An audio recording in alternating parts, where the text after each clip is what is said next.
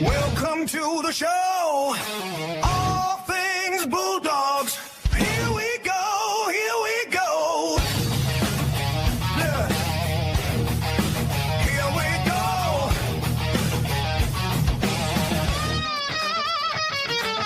Blue and white pride. Bulldogs for life. Dogfather here. Gas by my side. Talking dogs tonight. Dogfather and Gas. Blue and white pride. All things Bulldogs. Footy talking ball. Dogfather and Gas. Bulldogs to the core. Bulldog spirit. Strong and true. Blue and white. Through and through.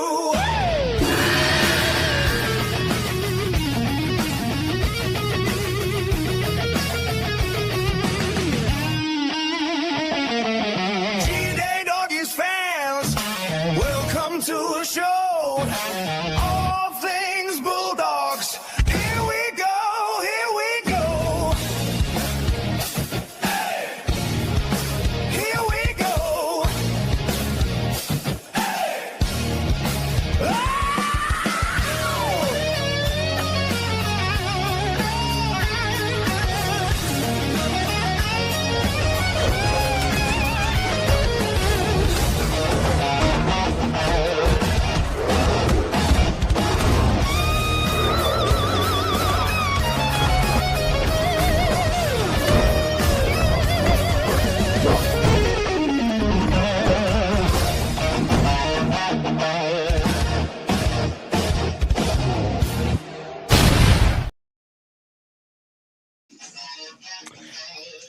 Oh, Gas is watching it on two phones.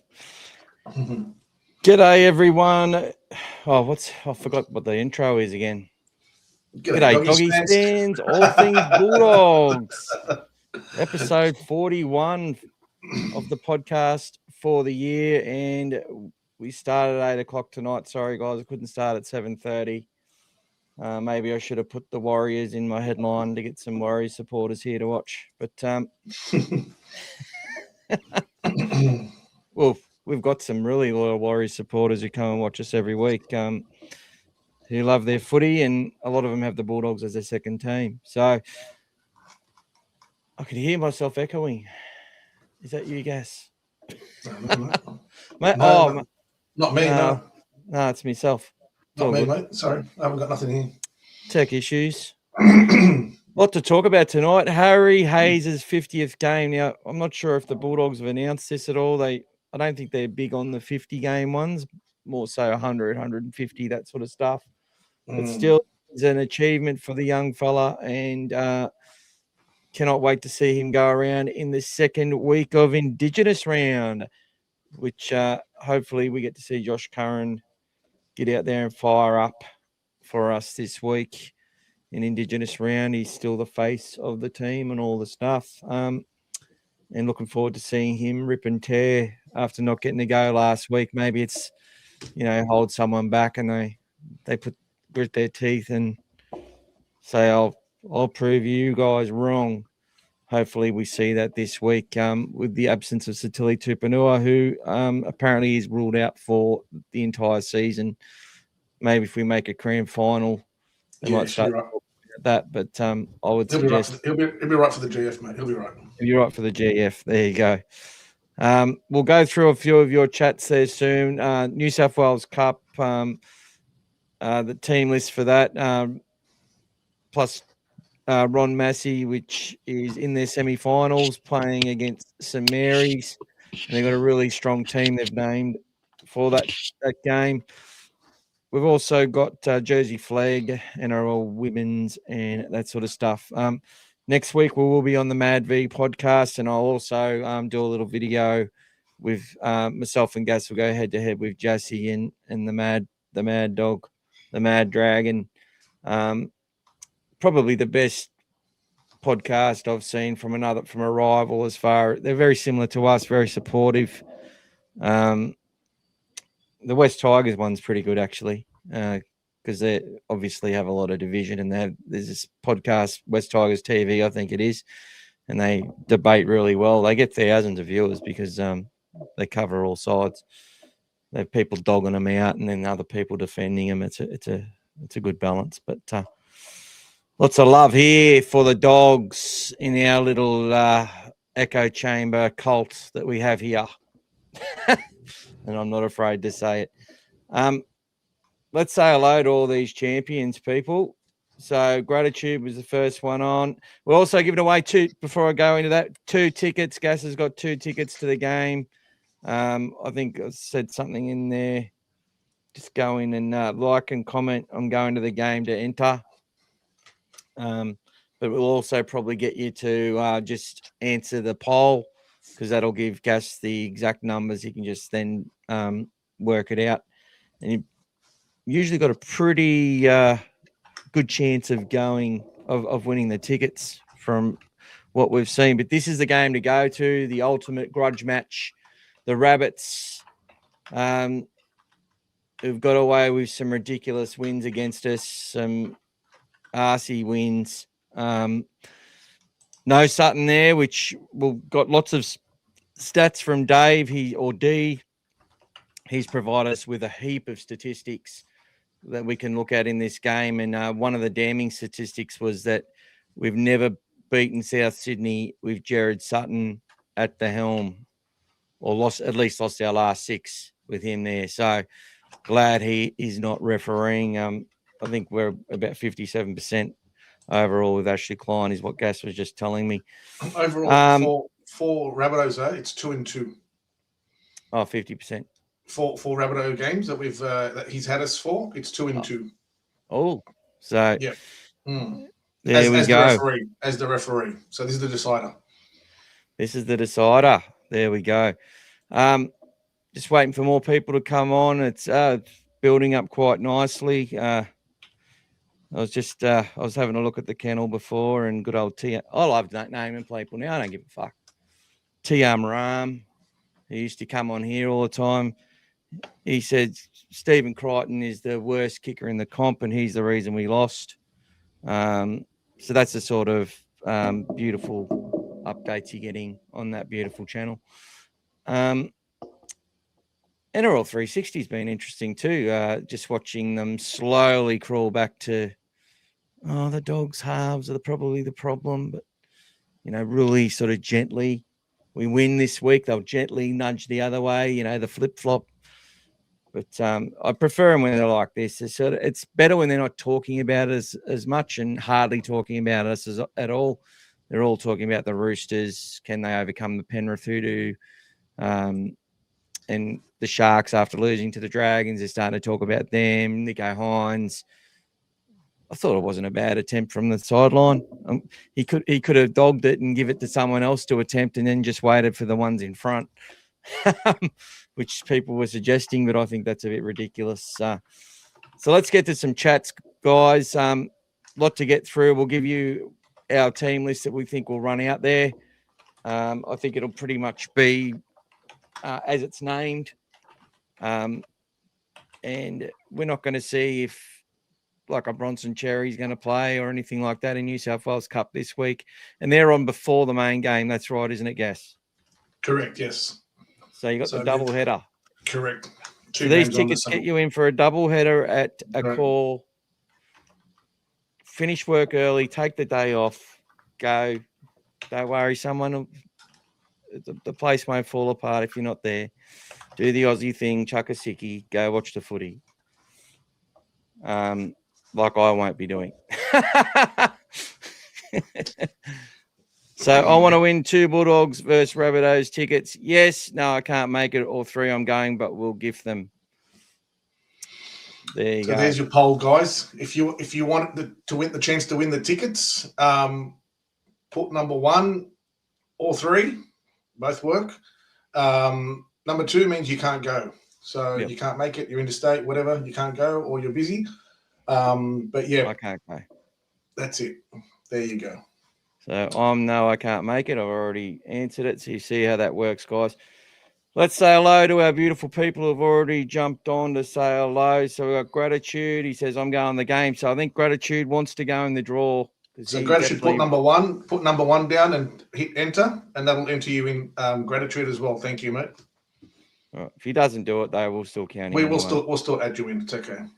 Yeah, anyone in case he got in early and something like that. Timmy, good evening, champion Dogfather Mick, legendary Don't Break Defense Gas 23 into my mighty All Things Positive podcast family. Snopsy's here, evening everyone, ready to take on the Rabbits. D, I wonder which team Ashley Kine has his money on. Well, it'll probably depend on the stats. You know, those stats you provided will probably make his decision for him. So we'll have to see. But as you know, it's never a guaranteed winner, even in a fixed event. Lucas, good evening, guys. Looking forward to the game this weekend. And g'day to you, Lucas. G'day, Great Lucas. to see you, mate, and hear from you. And I'm glad you're getting better, mate, after what happened the other week. Zach Saxon, 997. Wow. Hey, guys. Finally glad to catch you guys live. Welcome, Zach. Bulldogs, Mike. Let's Far out, go. Let's far out and go, boys.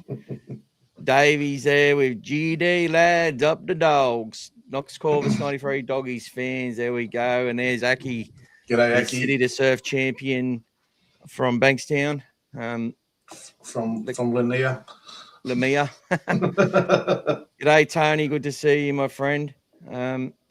Tony sent me a thing. The Bulldogs currently sitting 4th for average attendances this year at about 23 grand. I still think that's probably about 6 or 7 grand down on last year. Correct. Can't remember what we were last year. Record numbers last year. Thanks to the first 7 weeks. G'day, David Miller. Thank you. You guys saved me from watching the dog kennel. Oh, that's all right, mate. I watch him too. Sometimes they give me stuff that I have. Can't do it to myself. Can't do it to myself. Sorry. Always good fun. Oh, he's Harley. How many you got, Harley? Thought we blocked you, mate. See you later, Harley. All he does is attack Rinakama. This guy. It's all right. He's like absolute mud, like I predicted. I reckon. Send off. I reckon Harley was in love with Jethro's girlfriend at school, and he just. Oh, okay. That's what I reckon. He's got it in for him. I probably should report him because it's getting beyond obsessive. Yeah, maybe. So see you later, mate. Send him off, mate. Send him off. Doggies would have won if it wasn't for Harley being such a dickhead. We would have won if you weren't such a dickhead, mate. Big thank you to Brian, who's put a pay ID in yesterday, and Lucas has put in another $20. So that's getting us, I think, I'll add that up in a moment, but I think we're about $70 or $80 away from somebody winning another draw spin. Hopefully it goes off tonight. Awesome. And everyone who is a Dogfather or cartel member is in the draw already. And for every contribution they make, they get an additional ticket. Don't forget, guys, 2 tickets to the game as well, guys. So 1 or 3 if you want to go. 2, yep, there's no money required. Just say if you want to go. Anyone who's here watching can win those tickets. You know, it could be, you know, I'm happy to give them to Elmo from the Kennel podcast if he needs tickets. Or which I courtesy doubt of the Bulldogs. These tickets are courtesy of the Bulldogs, guys. Anyone who's here and says hello and says I want to go, I don't care. Harley could have got some tickets if he wanted to go and cheer Jethro on, but instead he was being an idiot. Right? So good things happen to those who do good things. Here's our legend little Knox Corvus. G'day to you. Lucas has put the pay ID in. Knox Corvus, he's saying no. And Mirage Jens, g'day guys, just headed to the shower. No worries, mate. Timmy's going to the game. That means Timmy wants to be in the draw. Oh, me. There's a keen one to win the tickets. Pick me. Snopsy. Yeah, let's hope you win it, mate. Up the dog says Utah Momalo. He's on the next one. Sorry, mate. Fiona Caulfield, we will beat South. Good day to you, Fiona. G'day, Fiona. Oh, who's that? Tony's. It's tax time, boys. Hey. Tony's in for 50 and he's in for a piece of all things Bulldogs merchandise if he can win it. He's already won one of those beautiful jackets. But he's paid like he could have bought 4 of them with the amount of money he's put through for this. Thanks to for support the us, mate. lads. Thanks for the support, mate. And yeah, if you're on Facebook, Tony, you can come into the chat rooms. Money Talks. Little VIP room that we have for cartel members, and come hang with the VIPs. I always wanted to say that. I thought it was funny. Snopsy says, why do refs hate us so much? Never get the rub of the green. Oh, I think we do sometimes. But look, you're not a Bulldogs fan if you aren't saying that. It is true. They hate us.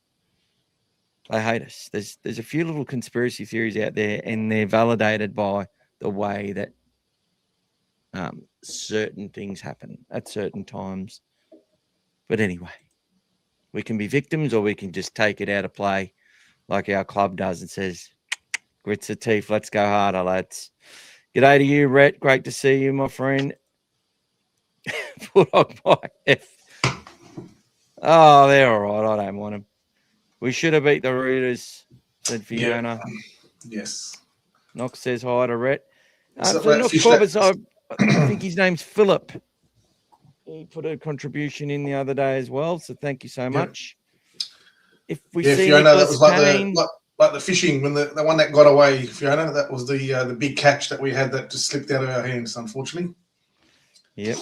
I think we'll get it when it matters. From the Roosters. We'll get it when it matters. We'll get it when it matters. It's all right. She wasn't here on Monday, Sunday, mate. On Sunday, though, if you want to go watch the review that we did, went for about 2 hours, and we pretty much cover everything. You may not agree with everything we've got to say, but we do say a fair bit. I agree the kennel can get stuffed. Well, I hope I don't see you there, Timmy. Old fella Dave can't go. Wish I was there. I'm in Brisbane, so I'll sit back. I'm in Brisbane too, Philip, so we'll have to catch up at a game one day, my friend. David's up for it. Rhett can't make it this week. Snopsy's up for it. G'day, Joby. Legend. Isaac Bashir. Welcome to you, champion. He's a 1, a 2. So I'm not sure if he's a 1 or a 2, but last thing's a 2. Gratitude wants to go. Yep, so he's done the right thing. Hi, the Bulldogs better win. Bye, Harley. G'day, James Formosa. The rabbit is the natural food source for the dogs 30 plus. Yes, well, we did a fair bit of rabbiting in my youth, growing up. Isaac's just gone 2 about 1 million times. Thank you. Hit that like button, people. Thank you. To be honest, we only notice the runs of penalties against us, not when we get 4 or 5 on the trot or when the ball bounces their way, and not the times it bounces our way. Basic human nature. Look, I notice it, mate. But I'm generally more noticing of it when we're clear and we're winning, and, we can afford to be a little bit, oh, that was a bad call by the ref. It should have went the other way. We're up 42-0. Actually, how long has it been since we've been up 42-0? A long time. A long time. Thank you, Timmy. You're in the draw, buddy. Don't you worry about that. Don't you worry about that, mate. We've got you there, and we've got Brian, and we've got Tony, and we've got Lucas. So what are we up to? Here's the amount. We're up to 160, $40 more, guys, and we are spinning that wheel. Spinny, spinny, spinny. No one's watching on Facebook as usual. Give us something, Gas. What's happening, mate? What are you doing on the day? What time are you getting there? Where are you going to be sitting? Same spot, always aisle 110. So when you walk in that tunnel, I'm the first one on the left there. That's the spot. So I'll be there to watch both games, have the banner ready, get there nice and early, and be ready for those two games and get the mood ready for the Rabbitohs. And, you know, the Rabbitohs will bring some supporters as well. It's a big game for them. The result the other day sort of kept them alive in respect of the positivity as well, as much as they got out of jail. So we need to make sure that we're heavily supported, guys. This is, pretty much our season on the line, taking care of someone who's, holding a spot at the moment that we feel should be ours. So we can put ourselves back in the 8 with a victory, and then start to control our own destiny for the last 3 games. Following that game, guys, the following Saturday we'll have the Dragons, and then it will be the Panthers and the Broncos. So, and thankfully they're all in Sydney this week, and the last week will be at Accor, and the 2 games in the middle will be back at Allianz against the Dragons and Combank against the Panthers.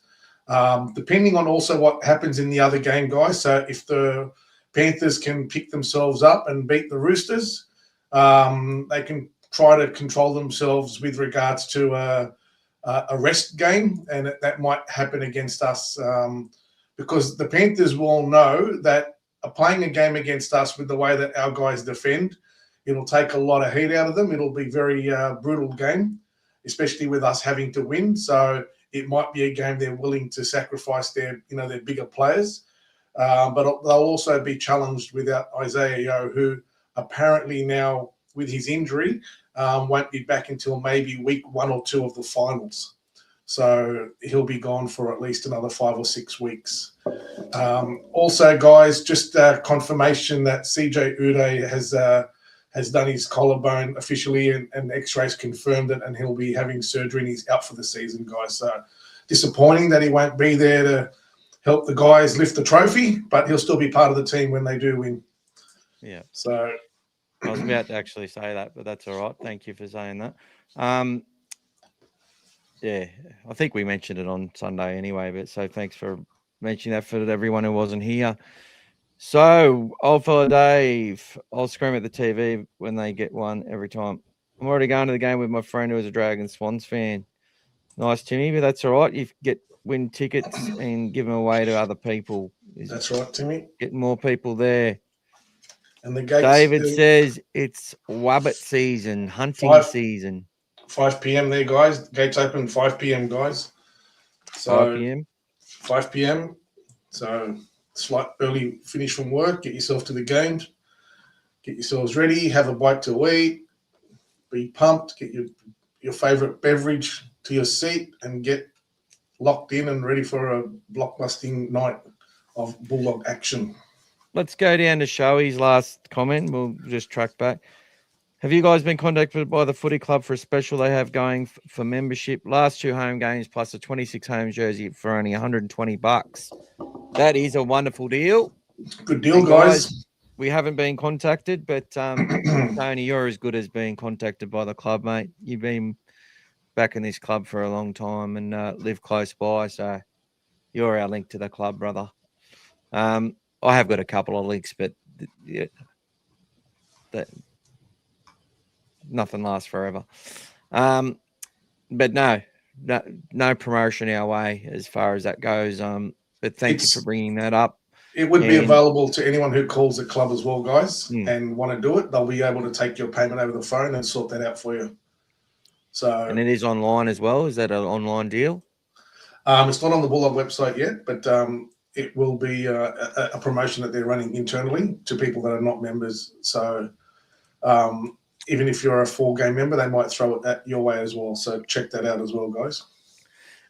And sometimes the club, when it does things like this or puts out $10 tickets and stuff, you get negative Nancy's on these groups who go and have an attack the club. Mm. All businesses have to grow their base, and everyone has taken advantage of things at different times. So get behind anything that says that we can try and get someone to a game of rugby league and to become part of our family and part of the culture. And you know, some of our best fans only started back in the Dogs a year ago. You know, not everyone's been a diehard for as long as we have. Well, to give you an example, I spoke to a few people at the Bulldogs a couple of months ago in regards to even last year when we were doing those $10 tickets.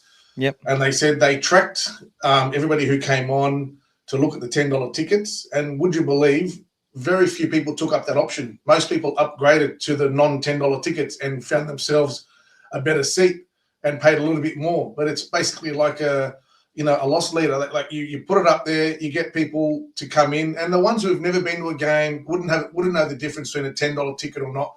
To them, it's like, you know what, I want to be part of this, so they'll buy a $10. But the people who are aware want to know, they were buying the $10 ticket, or they were upgrading to a better ticket and spending a little bit more money to come in. So it's basically there just to give that incentive. And we're fortunate in a way that we've got a stadium that holds, over 80,000 people. So there's never, ever any excuse for us about filling that stadium. So there's always the option to say, well, why not, try to attract a bit more if we find that, ticket sales are good and we're filling up a lot, etc. So that's what the Bulldogs do, and that's why. But it doesn't mean that that stadium was full of $10 tickets. It was far from it. That was only a very small percentage of what came to those games last year. So that's the way it works. David, it's hunting season. Get to the game, guys. Our team needs us 100%, Dave. Dave's got to wear his Prestamania hoodie. Hey, there you go. He Completion rate needs to be much better. That's right. Gratitude, a lot better than last week. So the boys will be primed back at home. They'll be primed for that game, guys. G'day, Lockie. See you on Friday, buddy. I'm seeing you on the TV a few times, Lockie. Yeah. All love and praise for CJ and the Uda family. That's right. Yeah, that's a good deal, guys. Good value. That's right. Thank you for that, Tony. That's it. And Gas. No worries. All good, guys. Tony's a man. Yeah, call the guy, especially if you haven't got a jersey, guys. Great time to get yourself a jersey as well as the game. With the new logo if you haven't got the new one, etc. So they're a good jersey. So just my tip to you is if you're ordering it on the phone, get one size extra. Whatever size you are, guys. Those O'Neills are a bit slim fit, body hugging. Presto for a try. Yeah, the hoodie will drag another try up, mate. So yeah. So, Gas, you getting out to Sydney this week to see the lads from the car? I'm hoping that I can sort that out. You're contacting people and stuff. I'll sort that out, mate. I'm hoping. I won't say when yet until I confirm myself, but yeah, I'll do the run around and hopefully catch a few guys. So we're only 8 days away from your birthday, mate. Coming around fast, guys. The big 50. Fast. So we'll be going live on Gas's birthday next Wednesday, head to head with the Mad Dragon Vodcast crew, Jesse and the big fella. All right, guys, we'll get this talk happening soon. Very fired up about the Rabbits. I want to talk about. We'll go through some good stats because Dave's got some good ones. We'll bring them up on the screen. We'll go through the team who's going to play. So let's do it, shall we? We've got the team rolling along the bottom there. So let's present it up. Show me the money. I'm looking at the wrong bloody one, of course. Sorry, guys. They don't really have the full New South Wales Cup team up yet. Still working things out. So let's get that up there nice and big.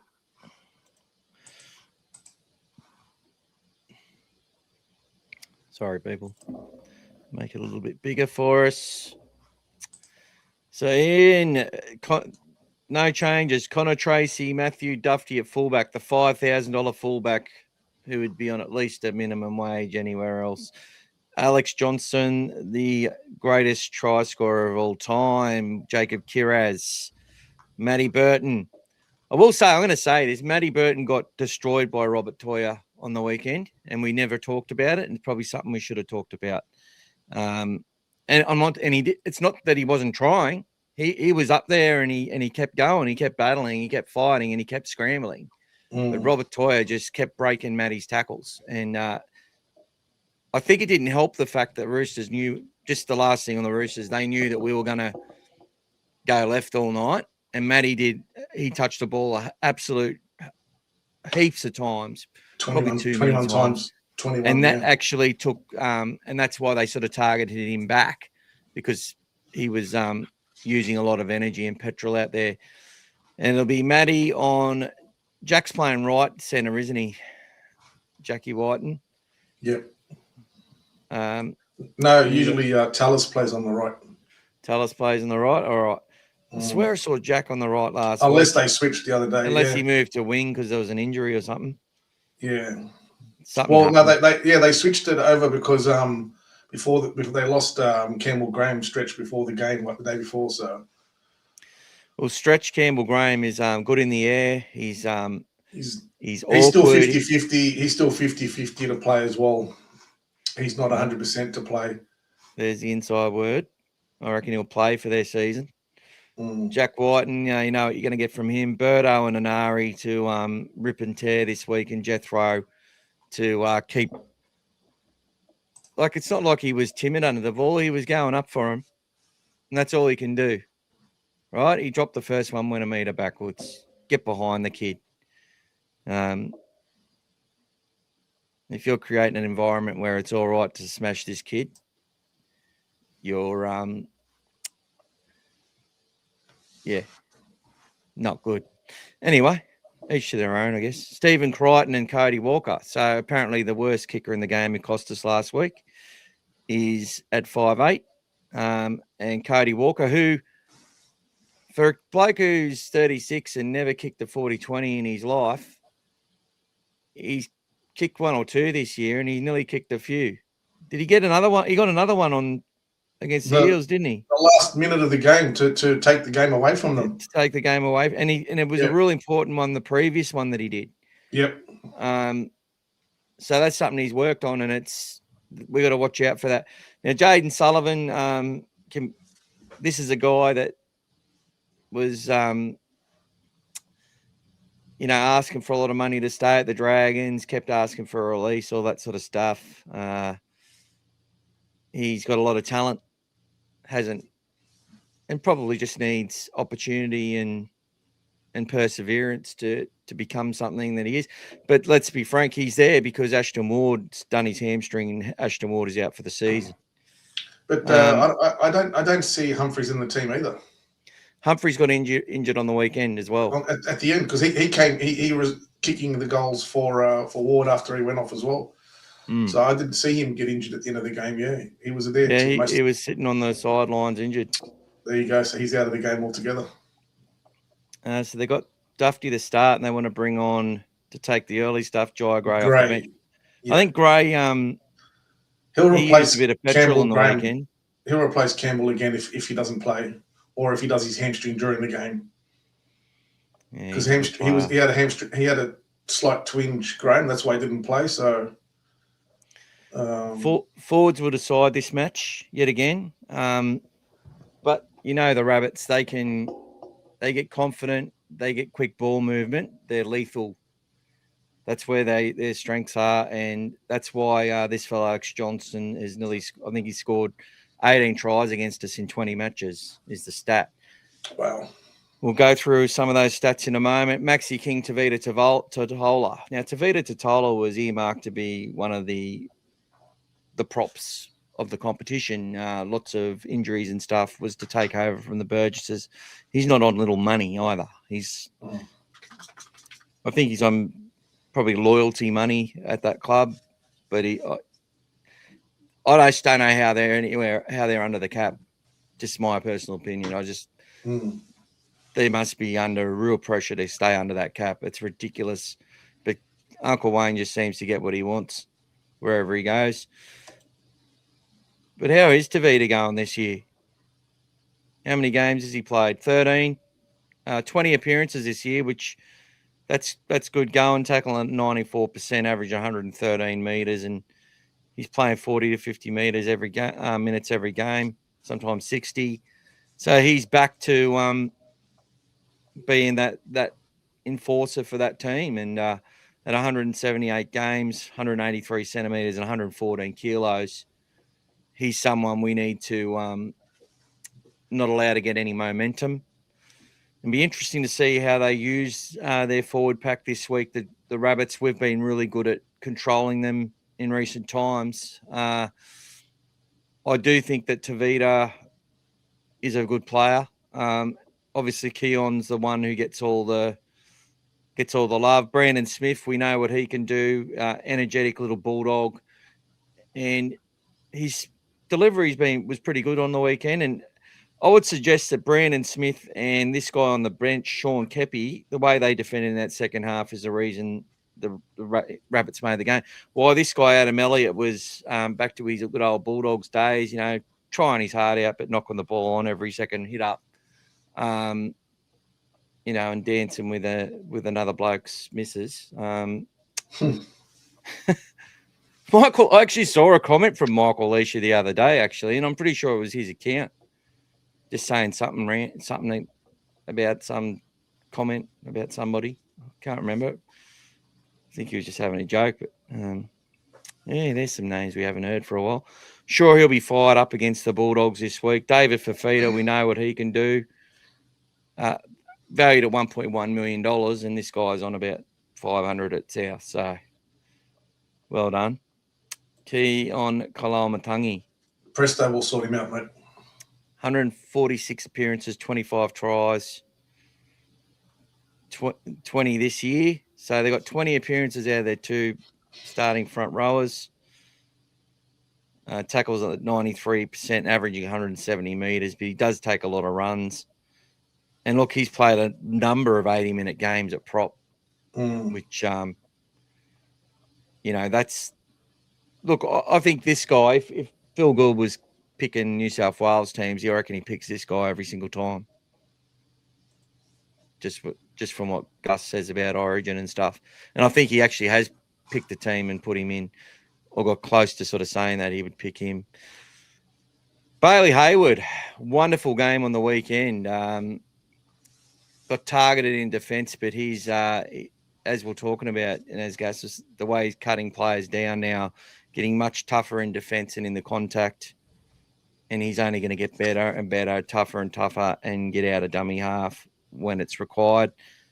And it was funny watching Andrew Johns and that sort of having a laugh when he went through, because they just said that he needs to run the ball. And right on cue, the Bulldogs are back at 8 all after a Bailey Hayward run. So there you go, guys. Kickout and Preston versus Fafita and Elliott. Look, those guys are going to have the effort.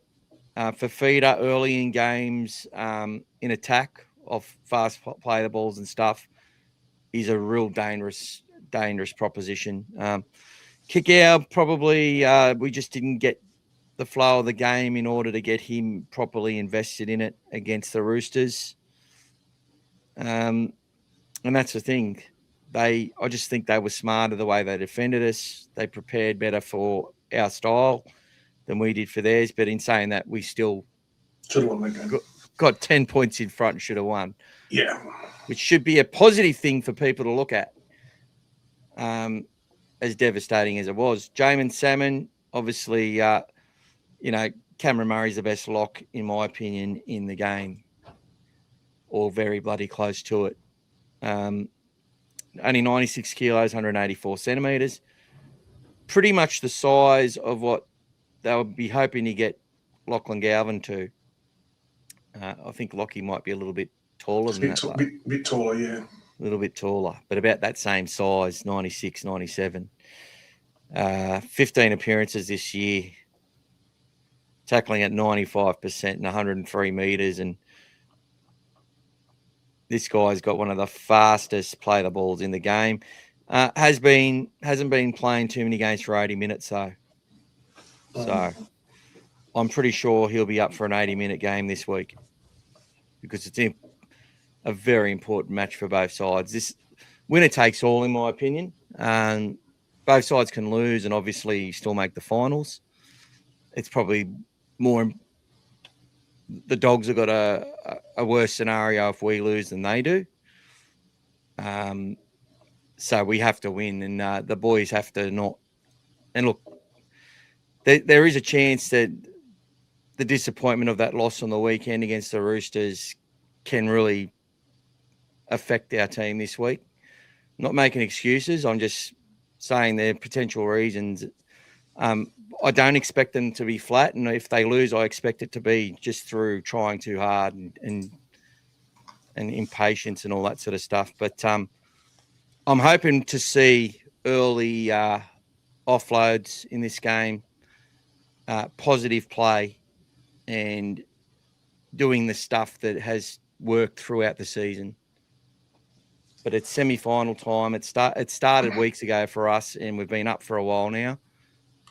But they're going to be hurting from their. They're going to be hurting from their second half as well. That knocked them about as well. 24-0 that second half against Parramatta, and with plenty of time to sort of get the result against them, and no calls going their way either. So, if we get a lead against them, that's going to be. I mean, they're a team that you're not going to be safe no matter what. You're 12, 16 in front. You're not safe against the Rabbitohs. They can score and score fast, guys. Even against good defensive teams as well. So.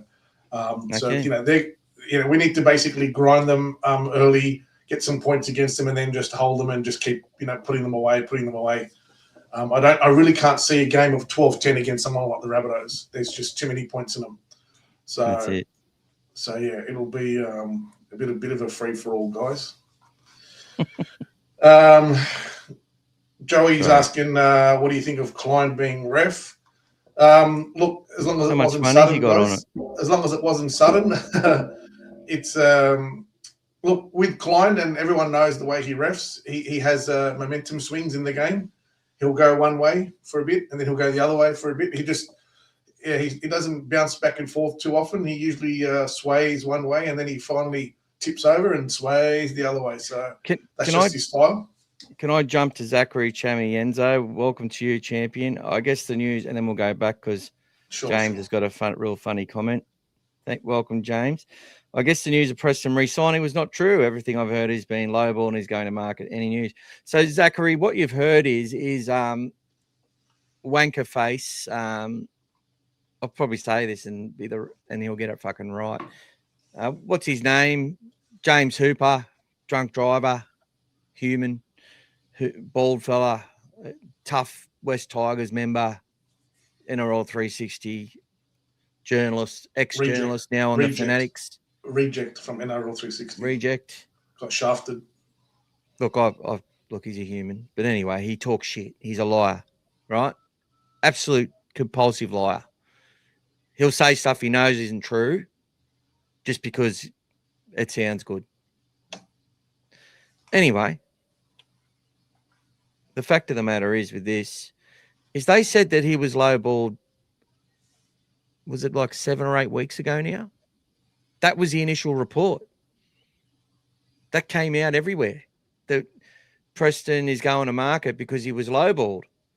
Then we got the report that Preston is that a deal is going to be done soon. Close to being done. And then Hooper comes out and says, oh, he's been lowballed. Like he was just late to the party. He just probably read the fucking story and said it again. And then Triple M, Sharon Woods and Bo, which their whispers, I don't think they've ever had a correct whisper yet. someone rings up and goes, apparently Jacob Preston has been lowballed, which was a week after Hooper said it, or a few days after Hooper said it.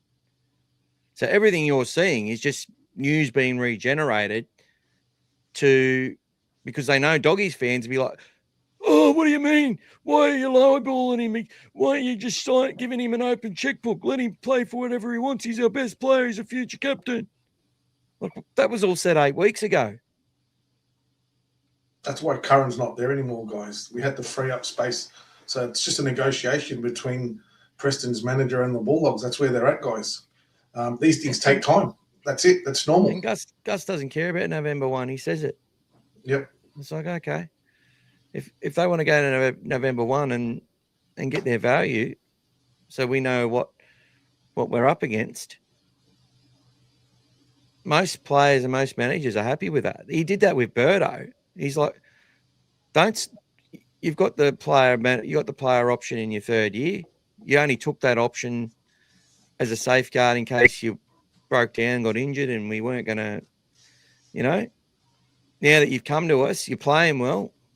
Everybody loves you. We could see a future with you in it. Yeah, go to market, find out what you're worth, and we'll sort it out. And that's exactly what they did. It's exactly what they did from that 3rd year. They didn't take up the option, and then we sorted him out.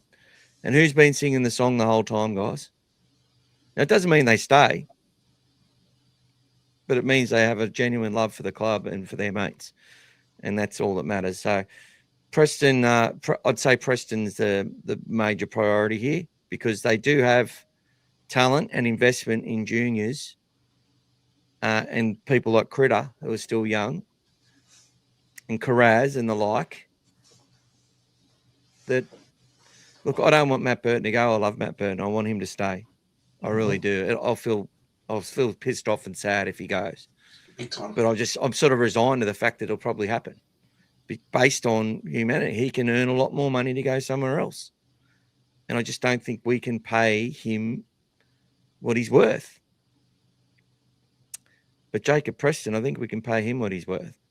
Yeah. If it means we just got to play kick out, we're paying him for 1 year together, they've got some kids that they've upgraded on 1 year deals and stuff. Like, does it mean we keep a Kurt Mann? Don't know. Does it mean I think Max King's a player that's going to get offered a lot more money. He'll be able to talk on November 1 as well, I think. I think he said that in his press conference. So he's another one that probably easily get 200 or 300 more than what he's getting paid by us right now. So these are all headaches for the club. But with all these new teams coming in, keeping your youth and your juniors and taking a punt on the ones that you think are going to do well is the priority. Doesn't mean they do well. Doesn't mean they don't get injured. Doesn't mean you get it right either. It's currently a player's market, guys. It's not a team market. It's a player's market. It's a player's market at the moment. It's the best time at the moment to be a player because at the moment there's a stretch of teams and finding the best talent is not the easiest. So people are willing to pay overs to grab someone. And especially when you've got 2 new teams coming on board. I mean, you saw again, Brian Toto now signing with PNG. I mean, the lineup that they've got so far, although it's still only, small sample size, it's a great core, great nucleus of a team so far.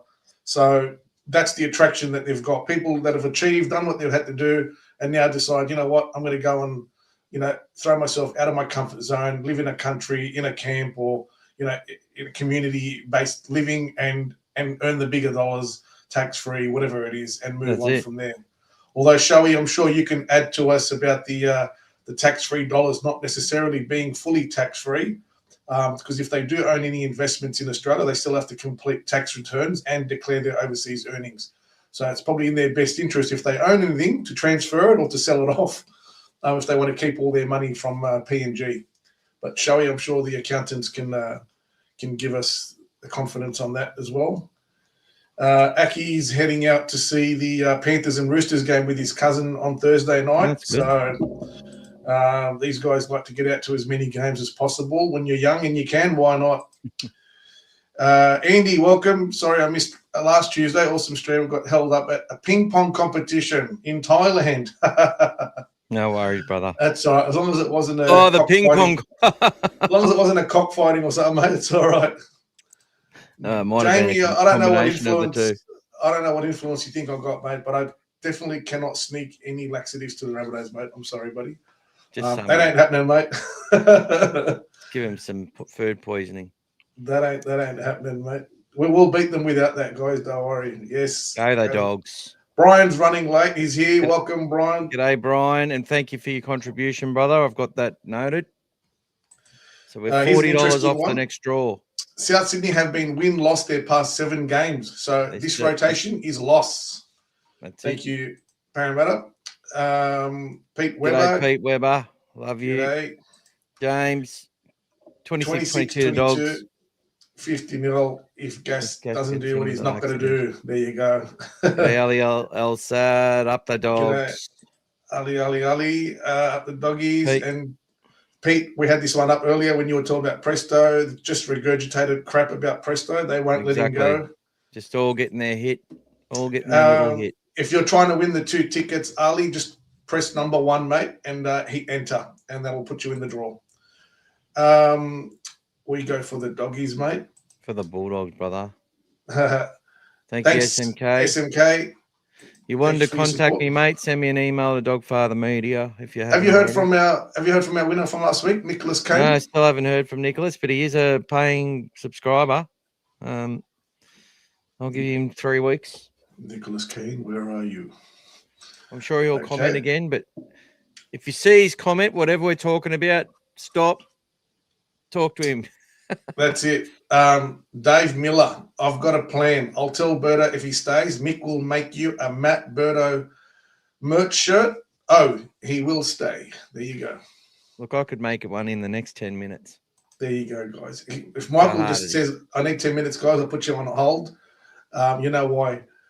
Tommy, welcome. Do you think Luke Beveridge should be fired if he misses the top 8 again? For the Western Bulldogs? Oh, you think he's a pretty good coach?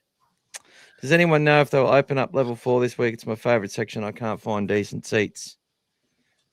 If they sell out the rest, mate, it depends on the numbers at the moment. So usually they only go up that high if they keep selling out the ones below. So, and is there any if they go up that high, is there more like is there like food shops or anything on that level, or is it everything on the one level? Still got to come down for the food and stuff. Yeah. Oh, okay. Not like Suncorp. Only on some of them they've got on the level 3s. They've got on some of those corporate ones. They've got another sort of section, but the main one for us will be on the level 1. Mr. John Bryan is in the house. Welcome. G'day, John. Very confident the Dogs win on Friday. This is our time. Easter revenge, bring it on. Yeah. So from here on, guys, our last 4 games are all against teams we've already played this year. So here's one we need to turn the tide on, get it back to 1-1. The following week, we make it 2-0 against the Dragons like we did against the Storm. Same thing for Penrith, 2-0, and then we need to make it 1-1 against the Broncos to finish the season. So, well, I think it's now time for a little bit of this, guys. A little bit of this.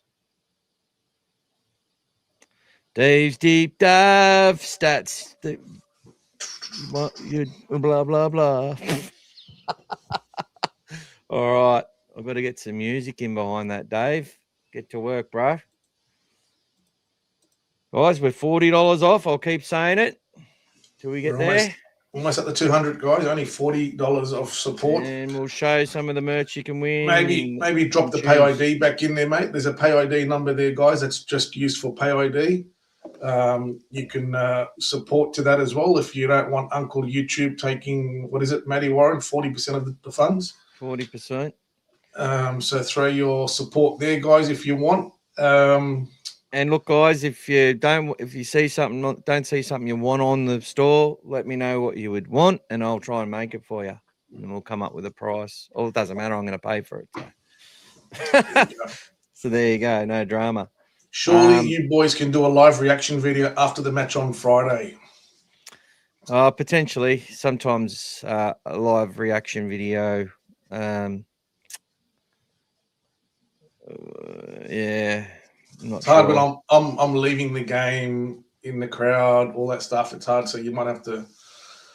Depends. Sometimes I'll do a special video with the cartel. I don't know if you guys have been enjoying those videos before the games. Yeah, it's been great. Great seeing everyone, seeing you there. Good. If you like those, we'll continue to do those as long as the internet supports. But if you want to join the cartel, guys, by all means, they do get some additional special stuff. There's a few gifts and gift bags and stuff that Michael's put together, and they'll be going out to the team. And they get there's a special couple of groups at that group chats and special incentives for them as well. So it's available to anyone, guys, that joins the cartel and the Dogfather. So you'll be involved. And for those guys that are in there, I'm happy for you guys to throw some comments and let us know if you're enjoying it, to throw some support behind it. All right, guys. All right, well, let's get into some stats. That is close to the best 22 we can name. Thank you, Lockie. Definitely, mate. So team stats, and then I'll get into Dave's stats. We've won 26. There we go. Dave Miller's put $20 in. Thank you. So we're only $20 off now, guys. Thank you. Thanks, Dave. Thank you so much, Dave. So 26-1-23 to the Rabbits, one draw from the 50 matches. They beat us 32-24. We were in a good position in that game, remember? At Easter time, they had a lot to play for, Rabbit. We were sort of probably a little bit under the weather and losing our captain in that match. And then, things went pear-shaped. Tallis Duncan used effectively against Sauce, who had some poor misreads, and it wasn't his fault, but yeah. And everyone was carrying on because we didn't put Cherry on at the time and blah, blah, blah, blah, blah.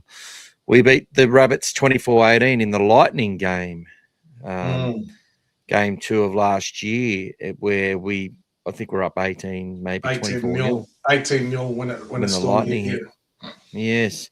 So the form guide, as it was pointed out, they're due for a loss after their last 7 games going win-loss, win-loss, win-loss. And look at the amount of points they've been conceding every game, guys. So we know their attack's good. 28-24 to the Eels. They lost 32-16 to the Sharks. Beat the Storm 28-26 in the game. I don't know how they won. Lost 24-34 versus the Raiders and beat the Knights 26 points to 24. The Dogs, we lost to the Raiders 40-16. We've said enough on that. Smashed the Tigers, who were very poor, 32-0. A great victory, 18-6 over the Warriors. Had nothing go our way and still beat the Storm 36-22, and then lost 18-20 versus the Roosters. 50%, 10 from 20 versus 11 from 20 for the Rabbits. They've scored a lot more points than us, but they have conceded more. They're completing higher than us. Their efficiency in their tackles isn't as good. Playing the ball the same amount. Wins at the venue, 54% for us, 57% for the Rabbit. Wins overall, 49% to 44. Remembering the Rabbits had when they come back, they were sort of cannon fodder for a while. Let's go through Dave's beautiful stats here, guys. Very important stats. Dave's deep dive. Dave's deep dive. Here it is. Total matches.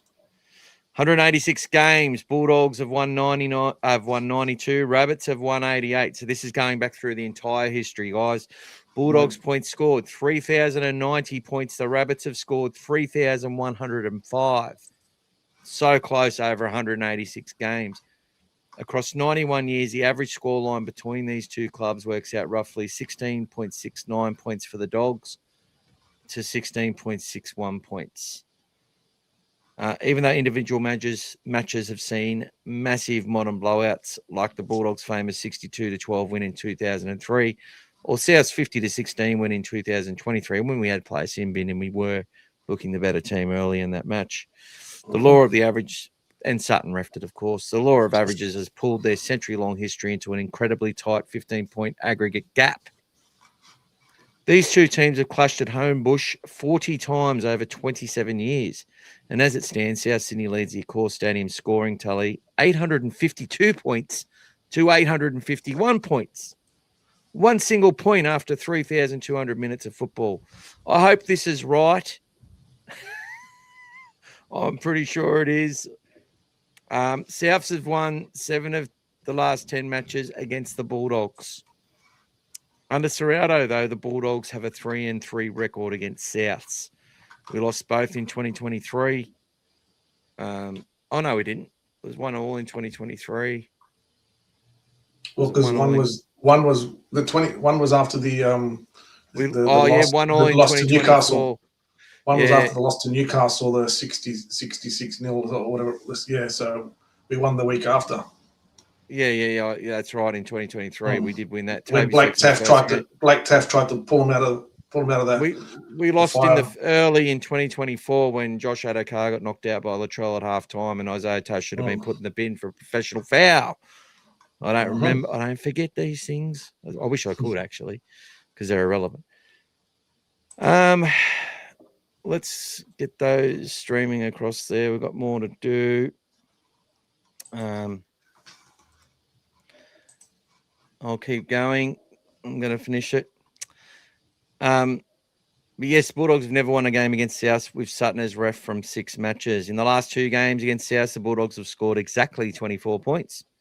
In 4 of the last 5 matches between the teams, the winning margin has not been bigger than 8 points. At the time it was bigger than that. The Dogs, I think, won 30-0 or 20-0, something like that. As a Bulldog, Tracy has scored a try in his last 2 matches against South Sydney and 4 tries from 4 matches overall against South Sydney. A Bulldogs left winger has scored a try in the last 2 matches against Souths. Duncan and Alex Johnson have both scored tries the last 2 times they've played against the Dogs. And Johnson has played the Bulldogs for 20 times, scoring 18 times, and has a 15-5 winning record playing against the Bulldogs. That old up and in defence exploited badly by the South Sydney Rabbits many times. 5 out of the last 6 matches against Souths, at least one player from either team has gone to the sin bin. And Crichton's goal kicking record against Souths is 90%, 9 from 10. Bulldogs have conceded over 20 points only twice in their last 8 matches. Jethro has scored 7 tries from his 9 games this season. Harry Hayes plays his 50th NRL match. Kurt Mann only needs 1 more try to get his 50th try of his career. And Dave feels like he's missed something, but he can't think of what it is. I think we've covered a lot there and more than what you're going to get from anyone else. And sorry to question those stats, Dave, but we do know that sometimes that little AI can just decide to make things up and have a party. Like he's saying, this is close to the best 22 that we can name. Yeah, minus Santilli. I think you're right, buddy. Yes. SMK, boys, can the Cup still make the 8 if they win or make the finals if they win their next 3? If results go our way. If results go our way, we're in the luck of the other teams now, based on the teams and stuff. I can't see it happening. Brian, I can contest that the $20 a month I spend on the Dogfather cartel membership is well worth it for the cartel. There you go, guys. Thank you, Brian. Thank you, guys, for your support. Mike Cool, he was probably out having late dinner with Jethro, guys. Sorry I'm late, had to work. Let's hope we get 30,000 at least for Friday night. This is a must-win for 40. us. Bring your friends. Yeah, guys, big game. It's a Friday night, no excuse, guys. You got the weekend behind it, so whatever you're doing on Saturday doesn't matter. Come out. Just having a side shift cuppa up in the Kookaburra. Thanks, Tommy. People are calling me on my phone. Adrian Barnes, I'm late to the party. Who's the ref? Ashley Klein, mate. Ashley Klein is the referee this week. So we've dodged the Sutton for this one, which every game we miss him means he's closer to getting us. They might throw him against us against Penrith. Who knows? That's who we've got. So we'll just have to deal with whatever we've got, guys, from here on in. 4 games, 4 wins, no excuses, make the finals, and then start the season again. Here's a stat from Mike. Whenever a game is stopped by lightning between the two sides, the Dogs have won all matches when it's happened, all once. Great stat. I think that's the one he forgot, Mike. Who's our backup? And our record against them without Latrell's been pretty good as well, guys. So good to hear. Hopefully we don't get some in the last round versus Broncos then. Oh, God. Especially it might be a must-win game as well. I reckon if Sutton got us in the last round against the Broncos, I reckon he'd make the Broncos have a bad night. Just got a feeling. I think it'll happen. Let's will it into existence. Hey, Dom, just was listening to another podcast. Oh, Ziad. What are you doing, mate? Mate, What are you doing? Mate. You're lucky you're not in the sim bin, mate. Lucky you're not in the sim bin, buddy. Oh, you can always go back and listen to the start, which I can guarantee you. You missed all the hot goss, Ziad. Who are you listening to? Come on. Yeah. Confess. Yeah. Confess, bro. I'm hoping it's like at least the Bulldogs are not like Kardashians or something. Or maybe podcasts, I don't know. The bloke in a bar. I was watching Bloke in a Bar. He was telling us how Crowe should have covered through the middle as well. Yeah, he's come out and said that today. No comment. No comment said Ziad. Was it positive? Was it positive, Ziad? It was Kennel 360, wasn't it? Klein's got a tip on the Rabbits. Harry was at Kennel. So Harry, do you agree with Ram that it's Critter's fault that we lost the game? So what about? I thought their kicker missed 2 kicks in the first half as well, and also missed a penalty. That's 3 kicks. Plus they scored 1 extra try than us, didn't they? So I don't know how it's Critter's fault when they outscored us as well by an extra try. He's the worst kicker in the comp, worst 6 in the comp. Worst 6. Okay. How are you, Harry? Look, I felt why I'm so dirty is because it was the moment Hayward going through Lindsay Collins just like he did last year. That's got to be a good, funny reel to do. Yep. And Lindsay Collins was like a sloth. But how it's just those two kids in our spine, they've just been absolutely rubbished by fuckwits all year. Let's be honest. And I'm not talking about giving constructive feedback. I'm not talking about constructively going, watching this kid play, he's not doing this or he's not doing that, and he needs to do this. And I don't think it comes naturally to him. So he's not a natural 7. I get that. Andrew Johns and that say all that shit. I get that. But it's the people, with the, he's destroying the team and they hate each other and all this sort of shit. I don't know. We just don't create an avenue here. We don't create an environment where you're just allowed to sit there and rubbish our champions. But fucking when Galvin went over for that try after Carraz and Hayward did what they did, the Habibs, it was just such a moment. It deserved a 2 points. But that's it. That's it. There are lessons out of that game. When Serrato comes and says the same shit after games and he goes, oh, there's lessons, blah, blah. Everyone's like screaming at the TV, you arrogant on this and that. No, it's true. That turning point, that challenge, trying to bite off more than they can chew, and it cost them. Then see the possession. And then Atkins and the bunker just made it impossible. In a game where I felt they managed the actual game quite well as far as the flow. Although there was mistakes and there was a lot of stop-start, I still was enjoying a lot of the game. I was so captivated in it. And that was the misread on the game from, I know we don't want to keep touching on it, but the misread on the game from the commentators was that the Roosters were nervous and playing shit. No, if you go and watch, and this is why I don't have people putting shit on our captain, because he decided he wanted that football. The line speed of the Jacob Prestons and the kick hours and even the Burtons who got owned by Toya and everyone involved out there, the intensity and aggression they played, the hustle they played with to get the ball back. We've seen that in so many games this year. That first Melbourne victory, Undies knocks the ball on and then he hunts it back. We saw Hayward knock that ball on from dummy half, and then he gets it back through the middle on a couple of games. The boys really rip in and try and make up for any mistakes they make. And yeah, it's come down to this though. Our arch fucking rival, Rabbit, Bulldog, and we don't even they need can't Easter. beat us. They can't fucking beat us. We don't even need Easter. We're gonna bring it on. All I've heard from Showy all week is how the Roosters found a way to win that game. What a load of crap. Nothing on how we lost the game, 100%. Knox Corvus is saying that your mate Tiam is a big downer. Oh, Harry, he that knock on. He reckons I bully him. Yeah, that knock on by Walker was a joke. Yeah, we spoke about that in the review on Sunday night. Absolutely, Harry. It was a joke. That, that one, the Rinakama knock back, all those things were so off. Whatever expletives you can come up with, Harry, on that, feel free. That if they're going to call Rinakama, I know he drops the ball cold, but it goes backward to me. If they're going to call that a knock on, how the hell is that one when our guys' hands are on the ball anyway? On a loose carry, it's touched us on the way down, so it's a knock on. They're just trying to overcomplicate it. As my mate Joby says, you get a painter over to paint your bloody, what do they say? I've lost the fucking thing.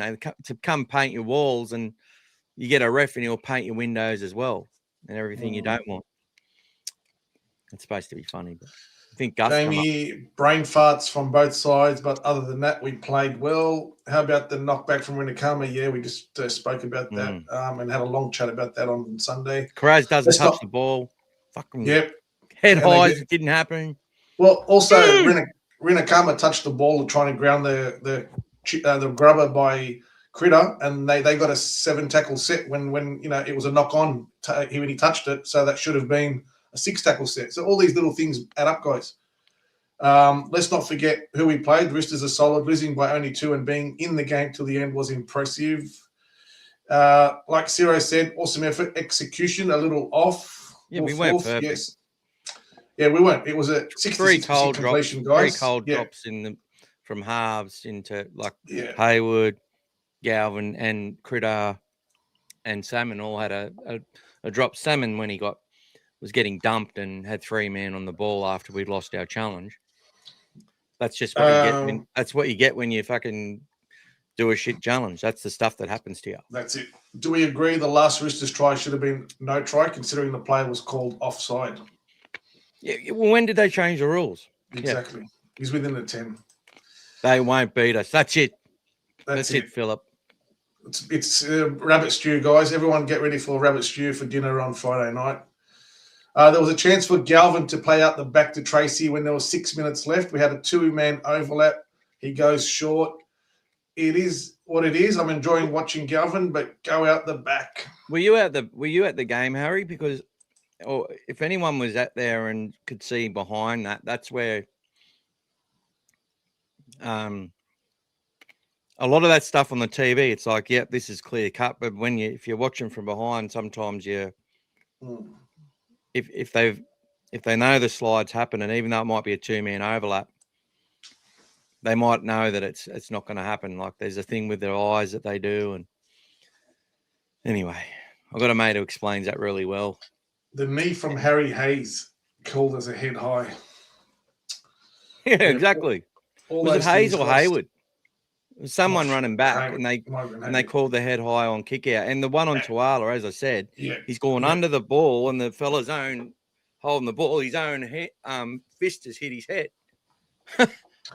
And don't forget, guys, what about the non-sin bins on Walker when Harry Hayes made the break? That could have turned the game from the start. It was only 8-2 at the time. So look, I blame the bunker, I blame the ref, I blame the rules, because they're doing that to teams now. They're doing that to teams now.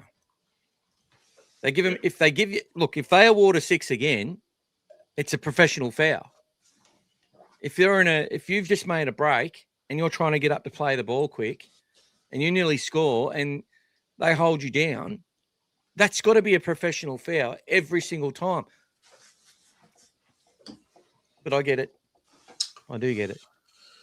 Andy has a feeling there'll be a game where Galvin will explode. Well, he did the other day, guys. He took that game by the scruff of the neck and scored a great try. Like, that was a real pick-me-up moment. And we scored on the back of that. Like, it was a real momentum changer. It was just, we finished that game and there's a world of confidence in the team there, guys. So, but Sammy yeah, it should have Hughes. been. Back to him, mate. Sorry, here we go. Sammy Hughes, that bloke just appeared. No, he's still around the joint. He's still training and stuff. He's got a neck injury at the moment, and I'm not sure if he'll be back. And he probably not getting re-signed. I'm not sure. Haven't heard anything about it. It's looking like Kurt Mann probably not staying, but who knows? Who knows? We might scrape into the finals. Kurt Mann might be the man, like he has done before. He had a really good game on the weekend, and his defense was strong. Back to killer Kurt Mann. Yes. Got some extra minutes, but that's probably another reason that Curran doesn't get on, because Kurt was playing so well. Teams in the last 2 weeks have been shutting down Carez's offloads. Hopefully not this week, to give us a big advantage. And they're only doing it by putting at least 3 players in the tackle to stop him, guys. So, which means that if he gets a fast play the ball, there's either one guy retreating and there's space. So maybe that's a good opportunity for a quick run out of dummy half for Hayward if they're a bit checkered. 100%. If you got to drag in another man, that's why Max King is a much better player, because that threat of the offload. That's why Nafahu White's doing so well, because he gets away offloads. If they stunt his progress at all, he gets an offload away, and then they get that second phase. It's James Bunker should only get involved on a try or a captain's challenge. Sayed, you're very late, mate. Where's your late pass, buddy? Sorry, I'm late. Welcome anyway. He's off with Harry Ricky in the morning. Says that every week about what Andy said, which I'm guessing was about Galvin being ready to bust the game open. We should target Murray. I don't think we can afford him, mate, if we want to keep the other players, especially Presto, etc. What do you mean target him in the game? Oh, hopefully. Good luck. Trying to slow his play the ball down is important, and he's a player too, which will get away, which will offload when you don't expect it and stuff like that. And his pass is as good as any halfback in our team. And in the 10-meter area, he's usually good for like a little sneaky try, like he did in the Origin. He's low to the ground. He gets down and he gets and here he's confirming it in the game. Yeah, thanks, there. So yeah. Sign next year. Absolutely no idea, mate. I'd looked at the players off contract, and it was not a real. It's not a real exciting sort of. Yeah, a lot of clubs have secured their players, and that's why there's a lot of interest in the year after. And clubs are very wary about their juniors, and that's where it's sort of the war is at the moment, is getting talented kids from one club to another. So if you sort of look at it, the Dogs in the last few days have announced about 5 juniors, young players, after announcing Vitano, which we were linked to last year as well, who's a headgear wearing fullback. I'll tell you who I like. Go and watch some highlights. The Walker brothers got Toowoomba this year. I think they've had 5 wins this year. It's probably the best they've had since returning. They're no longer affiliated with the Bulldogs, but they got this kid who wears the headgear, and his legs are skinnier than Darren Lockie is, but I think he might be 6'2" or 3. He's an absolute gun. One of the fastest players you'll see. Just plays like he's those guys' coach. Just an amazing player. I've got to get his name and direct people to highlights towards him. I feel like going and watching a QRL game, and I haven't been this year, only been to one, just to watch him play. Come from nowhere, and he's just amazing. Got to get his name. I will get his name, guys. You keep going, Gas. Yep. Sayed, sorry, boys, he was too busy entertaining the fair weather fans on Facebook. Need to stop that. Yeah, it's better to just walk away sometimes, mate. There's too many negative comments out there. Too many people. If you got to fight the fight, it's just not worth it. Michael put a post up the other day about the from our podcast we did on Sunday with a snippet of him talking about Tracy and that catch that wasn't taken, and how all three players that basically got there, none of them were in that position to take it, as in the ball just landed right in the middle. No one was able to get it. People got upset about that and were having a go at him. And even me, they were saying to us, bet we've never even played a game of fullback in our lives or whatever it was. Mate, that was my position, wing and fullback, mate. So whoever it was, thanks a lot. But it's not worth arguing with these guys and defending them. There was a lot of people, like you said, fair weather, mate. They just come out of the woodwork. It's their best time of the year for them when we have a loss. And yes, it hurt us all, I'm sure. We discussed how much it hurt some of us, but we pick up, we move on, and Friday night is close and get the result, and that's it, guys. Every time we think about that game, it'll still hurt, but if we win the grand final, no one will care. I don't think we will sign anyone. Gus is happy with to extend who we have and let everyone else panic and make mass overs with pay mass overs with all the new teams coming in. Yeah, Harry's saying Chevy Stewart. Just to cut in. Go for it, mate. Yeah, Chevy Stewart's one. Christopher Woodbridge. Now he's 25 years old. This season, he's had 14 tries from 17 games, kicked 42 goals, 1 field goal. Averages 283 kicker meters a game. He's forced 13 dropouts, 19 tries, assists, 11 line breaks.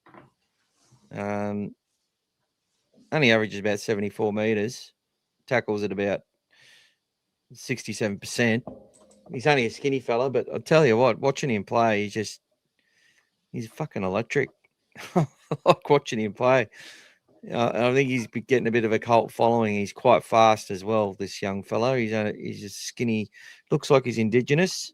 He's got the goanna tat. Good kid, but he's got sort of red hair. So that's interesting. But there you go. Check him out. I'm sure you'll find highlights of Christopher Woodbridge from the Western Clydesdales. And I don't think his something father entertaining to watch. Don't Sign him up, Gus. Don't think his father was part of the Woodies who won a few Wimbledons and majors. Well, he's got the red hair. Maybe he's the Woodford. Ooh. But his last name's Woodbridge. So that's what I'm saying. There might have been a bit of anyway. Let's not go there. A bit of maybe he dyed his hair red. Is it better to produce your own crop? It is better to produce. It is better if you can keep them. If you can keep them, because then they get a bit antsy. They want to play. Their managers get into their ear. You should be ready. You're ready, and then you end up losing them and then they want overs and in a perfect world, 100%. But it doesn't work that way anymore, unfortunately. Especially the youngsters, they get too keen and they want to just get. And if they think they're ready, they want to be ready.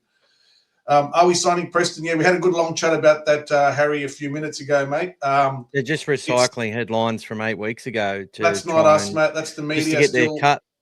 Just to get their cut. Still get our bringing fans up all that crap. Yeah. Back.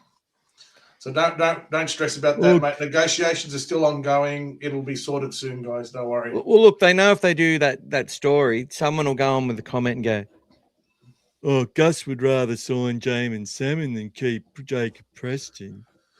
Oh, yeah. And that's it, guys. We have a great base and a squad to work with, and we've got a lot of good youngsters coming through, guys, across all grades. A lot of really good kids. For those who've been exposed to the Bar TV now and can watch some of these games, you'll actually really start to see some really good kids coming through that'll shape the future of the Bulldogs in the next 10, 15 years. So very exciting stuff there. Jersey Flag top 2, chance of top 2, chance to go all the way. 4 really good sides in Jersey Flag. 5 that can win it. Ron Massey, St Mary's this week. You can get out and watch it. Go watch them, guys. That's it. It's the young Our fellas pack- out there. Our pack is far superior than the South Sydney Rabbitohs. Without go forward, they don't have much. So I think they will throw up haymaker kicks all night. We have to expect that again and be on to it. Yeah. And look, they've got some aerial threats as well, guys. But Marky Mark was a huge one the other day. He made the origin. And Billy Smith. All that. And Billy Smith. So, but that's why Jethro got sort of attacked on that, because they knew that there was a challenge there for Marky Mark. And you know what? As much as Jethro did what he did, he still went after every one of those guys and tried to take them. So, and for those people calling for Cherry to come in and replace Jethro, just remember that game a few weeks back when the kick went up against Canberra and Cherry just stood there watching it at the time. I mean, I know it is what it is, but at least Jethro gets up there and has a go. And he for me, he's a much better option and a much better winger than Cherry will ever be as a winger. So he's the right option for us this week, guys, and moving forward. And Tuala's better in the centres. 100%. 100%. Yeah. So we lose a lot when Tuala goes on the wing, correct. Don't forget to do the census. Yeah, guys, tonight is census night. Did mine last night. If you haven't already done it, you can do it two ways. You can do it on whatever form they sent you if you've received that. Otherwise, you can do it on your phone or your computer. It's actually really easy. It doesn't take long to do. Just make sure you do that, because you can apparently get fined for not doing it. So you don't want that. Guys, per day that you miss it. Just say you're not at home. You're watching all things Bulldogs. You're traveling in another dimension, loving all things Bulldogs. Chris, you're asking about the women's team. I got to say myself, and probably Michael will have absolutely no idea if we're signing anyone. I haven't focused on that. We've lost 20A, the prop, and the other girl, the captain. Yeah. So our two props, which are two of our best players, are gone.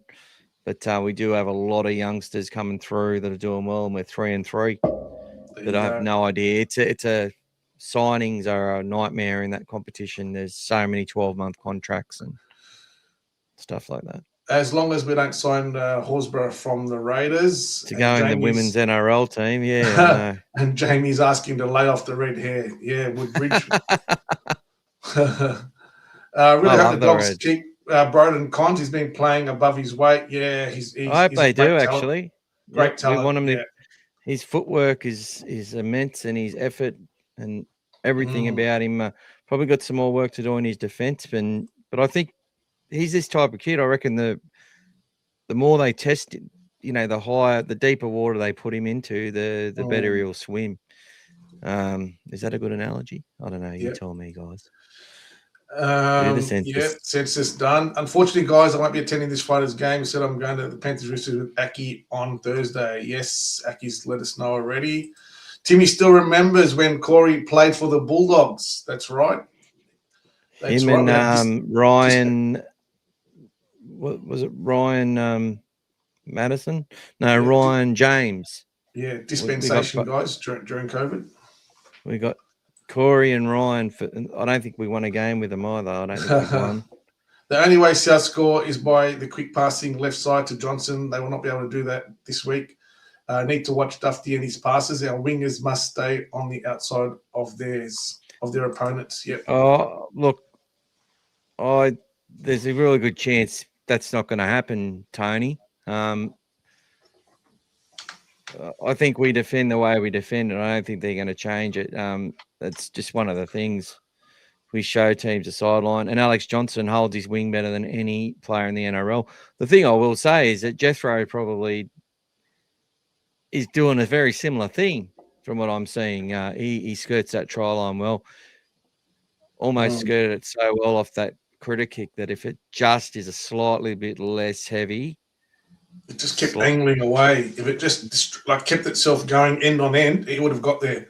It just went away from him. He was there. He still had another meter for the try line. Yeah. Yeah. Yeah, you don't want to. Alex Johnson's one of these players too, which is he's deceptively quicker than you think. Like, we know he's quick, but he seems to just be faster than his opponent a lot of the time. I've never seen him be too slow in a situation, except when he's been injured. He's a danger to the Dogs every time we play. So, look, I think we go out there and we dominate them. They've still got a good pack, and they've got a pack that's worth more than ours in salary cap. Yep. It is. Mm. Costs more to put their pack on the field than it does ours. Cameron Murray, David Fafita, there's $2 million. Brennan Smith was worth 800 grand. Totola's on about $500,000 or more on loyalty money, and then you got Kalal Matangi is now just signed for 850 or whatever at the Dragons. They got Tallis Duncan, who's probably worth as much. You know, South Sydney fans would sort of compare him to Jacob Preston. Preston, yeah, big time. Although he's playing out in the centres, like, there's no way I'm undervaluing what they've got. But what I will say is that defensively, they're not as good as us. And that's where we can have the belief in our team that we can go out and win that game. Defensively, we can put them under in a lot of trouble. They don't have Latrell, who doesn't matter how good your defense is. If he's there with Cody Walker and that, and they get some speed through the middle, you're in trouble. But they've got these little nifty little players that are hard to drag down and stuff. The Jai Greys, and if you think that Dufty at the back isn't going to want to give it to the Dogs, like, they're into this game up to their fucking necks, the Rabbits. It's for their season. I expect them to come out all guns blazing, but I expect us to do the same. And I'm hoping that we didn't lose as much energy as what they did on the weekend. I think it'll mean more to us. I really do. I think we've got enough. I think we can go out there and have a good win. I believe we will win. I just do not underestimate that team at all. Looking at the body language of the two teams at the end of the game, I liked, even though we lost, I like the determination. I like the fact that we're still hungry. They still believe they're going to make the finals. They're still desperate, and they know it's in their hands. And I see the Rabbits absolutely got punished in that last 40 minutes against the Parramatta Eels. Yes. That took a lot out of them. They lost a few players. It belted them around. I think they're going to, they might come out hot, but, we have to make sure we grind them and fatigue them at the end of the game and then run all over them. That's the key. There is no way Campbell Graham is playing this week after his calf injury. I'd say Edward Cozzy comes in for him. So he's on the bench at number 19, so that's an option. Or they might put Gray back in as well, like they did last week. Timmy says, I like Bryden Cons and Mace Andrews. That's it. Thank you. Okay. Chris Bangos, I'm hearing we have lost the two girls we signed from the Dragons 2 years ago, 13-10. They're a married couple. Not sure on that one. Old fella Dave talking about the census, takes 5 or 10 minutes online. That's it, guys. Unless you've got a big family, you have to put each person as well. Back to Dragons. Oh, yeah. Okay. So those players for the NRLW. Thoughts about Enes Kanter nominating for WNBA? No idea. Thanks, Tommy the man. Go to Doggies. Marley's up. Marley's up. And don't forget, guys, if anybody wants to win tickets, put it up, mate. Put the poll back up. I'll put the poll up there, guys. So if you want to win tickets to the Rabbitohs game, we've got courtesy of the Bulldogs. We've got 2 tickets we're giving away. 2 tickets. So if you want to go, type in 1 and press enter, or 3 if you're going and you want to gift them to someone else or take a few extra people with you. If you can't make it, you're not there, you're in a state, etc., just put number 2 and press enter. And then at the end of the night, guys, we'll spin the wheel and see who's getting the tickets. What do you think when you buy a season ticket for the Bulldogs? You can also watch the women's game too. Do you agree? Look, guys, if you buy the tickets for the Bulldogs, if the game's played at the same stadium, then yes. But I'm not sure if they don't, what they do. Also, I think you have to pay for an entry if it's a standalone or a different somewhere else. Andy's asking how much a bar TV cost. I think it's about $20. $20 a month. Andy, and you can all that mess.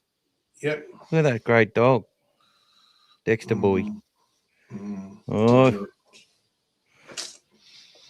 Gas. If you tell them what your phobia is, mate, guess what? No one will listen to you. We can't be complacent. I got chased around too many times when I was young. Joe got on. Marley loves Joe. There you go. We love you too. Jersey. Chris, the comp is a waste of time at the moment. Broncos with Roosters and the rest can please themselves on what sport they play. Well, the Raiders smashed the Broncos on the weekend, shall we? So, yeah. Was it 28-4 or 32-4? Is a big after. See, they got smashed by the Dogs the week before in regards to fatigue, and when they lost their suspended player, then they fell apart without her. I guess I enjoy watching the comp. I find it the closest thing to 1980s rugby league that I've seen in a long time. They're closer together, they're a bit slower. Some of the hits are hard. I enjoy watching it. There you go. Look, it's a bit slow sometimes, but you know. The boys look chilled on Sunday night. Matty John show, footy. Galvin and Presto. Yeah, the guys were pretty cool. Good old Galvin, eh? Yeah. Sorry, Census. I'm at a ping pong show in Thailand. There you go, Andy. Yes, he's not playing ping pong. He's watching it.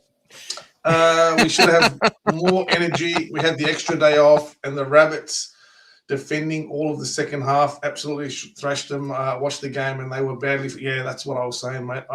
I saw that in them. Yeah. So I'm there you hoping go. That comes to truth. Let's hope so, guys. I want to celebrate this. That's it. What the dog guys. doing? He's just chilling, so he's not barking and stuff. Hey, doggo.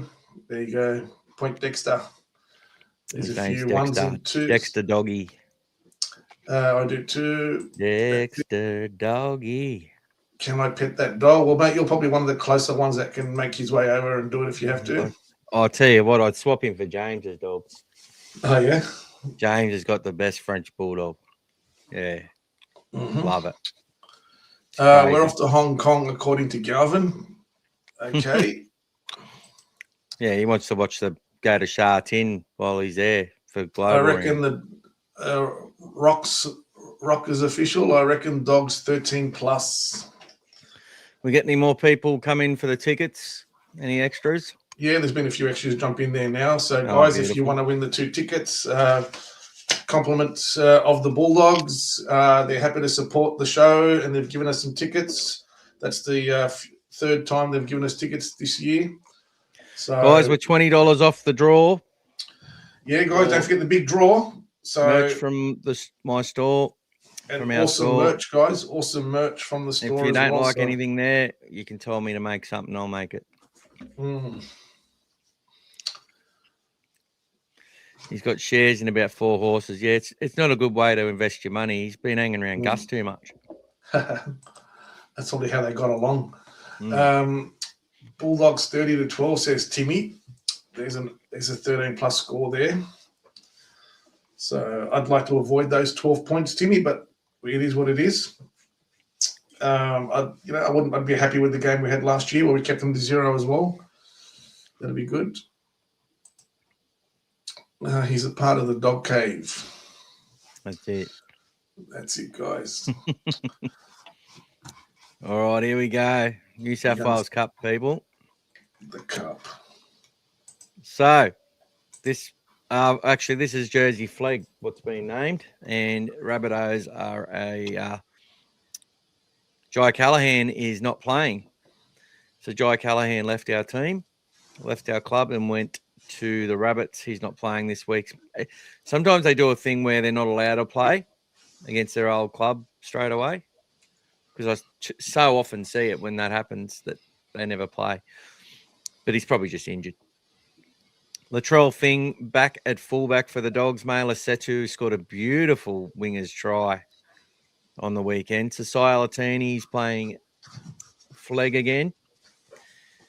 Not sure who goes into the centre or wing with him. Joey Tealpa back into flag. Bronson Rubin. Tristan Burns. Bailey Myers playing hooker. Now, Kaywin Patterson has been playing there, but he's back at New South Wales Cup for his second game, and I'll be doing a video on him. And look, based on what he did last week, I'm excited for the way he stepped up to that level on his first go. David Leoto, I'm loving watching him. Sefo Finio, we saw a little bit of him in that game against the Cowboys in the trial. Big, tall fella. Jaden Smith, who's been in great form, and Finay Farley. Mace Andrew, named after Willie Mason. Alvin Chong Ni, Lachlan Mifsud, and Raymond Peru. He played well last week. Sets up that first try with just brilliant acceleration through the line. Nearly lost balance, but maintains it. And unfortunately, CJ Uday, who's been playing Super sub. Off the bench, broke his collarbone in attempting to score a try. Now, and watching it, actually, what happened here, the other guy competing for the ball sort of hit and landed on top of young CJ, and then they went and scored a try up the other end of the field. But important, Rabbitohs are behind us on the ladder. And Dogs are currently in the top 2. Rabbitohs were top 3 for most of the season. So they do have a good side, but they've dropped back a little bit. I think a lot of that comes down to the fact that the NRL team had a lot of injuries. Obviously, that means players go up to cover and all that sort of stuff. But Bulldogs have been doing that as well. So Dragons on top there. Bulldogs and Panthers equal second and third, and a long way off to the Sharks in 32 points. So it looks like these 3 sides will battle for the top 3 and for the minor premiership, obviously. And the rest are playing for 4th down to 8th. New South Wales Cup. Big changes, a lot of changes. A lot of changes. Latrell Sewell has been playing a lot of NRL lately. Geordie Mazzoni, Isaiah Tass, both former Bulldogs. Milo Graham Tolfa, Bailey Bentley Harpe. So I think they're a big chance of playing finals. Jonah Glover is named in the 23 or the 22 for the Rabbits in NRL. He is named at halfback. He was a Bulldogs pathways halfback, went to the Dragons and left them last year. Another one who left because he was never going to get a go and all this sort of stuff. O'Sullivan there, we don't know who the 5'8" is at this point. They've named Cade Dykes at fullback, Jonathan Sewer, Marcellus Iacopo, who was playing well, Jed Reardon, Nico Mealy. Be interesting to see if Sheldon Haywood returns this week because he copped a knock 2 weeks ago in his debut for New South Wales Cup after 5 minutes. Jackie Underhill, Gordon Chan Kum Tong returns to the side. He hasn't played the last couple of weeks. Lipoi, Logan Spinks, Chase Patterson, and Jack Todd starting. We've got John Riddell, Ayashi, Celeste Tata, Tom Fletcher, Dan Keir, Liam LeBlanc, who's played a lot of NRL, Alan Holton, who played for the Bulldogs last year, sort of looks a little bit, plays like he thinks he's Cameron Smith a little bit. Good little player. Logan Dixon, Max McCarthy, and Tim Johansson, who was another one who was from the Bulldogs, him and his brother. I think they might even be twins. And Lajuan Vito is also a Bulldog. So a lot of ex-Bulldogs have made their way into the South Sydney juniors. But this is the kid we want to talk about, Kaywin Patterson. Had an absolute blinder last week off the bench. And 78 metres out of dummy half as a replacement. Don't know if they've got anything else there for him. Scored a try. 2 tackle breaks, 73 receipts, 23 tackles, missing 1. Yeah, he gets out of dummy half like a genuine hooker, guys. And and the hits and pressure he was putting on with the line speed on their halves, forcing them into mistakes, was so impressive as well. So cannot wait to see him. The former New Zealand Warriors Harold Matt's captain when they won the premiership 2 years ago. A good juniors player that we got into our system. And we've got depth there because Bailey Myers is also a very good player. I think we've covered most of those. Finau Latu, Broden Cons, Lincoln Cliff, who was captain last week, I'm pretty sure, for the flag side. But obviously there'll be a lot more changes happening there. And then we get into Ron Massey. The semi-final, guys, for these guys is on Saturday at, I think it was Leichhardt Oval. Leichhardt Oval, 11 a.m. 2 games, guys. 2 games on that day. So ours is the first one on the day. So remember Zach Cheney was playing for West Tigers, went to Parramatta, played a few games of NRL. He's the fullback for St Mary Saints. And there's where Tate Cochrane ended up. Tate Cochrane. Mikali Senibua is playing in very good form. Paul Johnson played SG ball this year.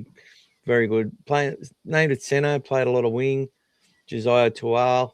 Jope Roke, who great try to win the game For in the Jersey flag. last week. Mm-hmm. Brad Kieran. Leif Dietrich holds the 5/8 position. Zayn Alamadine. Funny that he's not in a side this week. I'd say he will fill in somewhere unless he's injured. Damon Humphreys, halfback, gone back to where he's been fantastic all year in Ron Massey and did some great things in Jersey flag. Levi Pascoe, Angus Fay, who's played a lot of New South Wales Cup this year, as did Daniel O'Donnell last week. Malachi Filippo, young fella doing well. Azariah Toki Matarari, and Justin Matamua, who's too good for this grade and plays like it. Lisiate Fioso, Nate Clark, Jack Ennis, Michael Ennis's son, and Corey Ackers, who played alongside Finau Latu in the highly successful SG Ball St George side that won the comp against the Bulldogs a couple of years ago. So the Dogs have there you stacked that team with a few more experienced players, being a finals game, guys. So that's why. But the way that it works, because they finished in the top 3, the team that finished first gets the week off. If they win that game, they meet. I think they meet the team that finished first.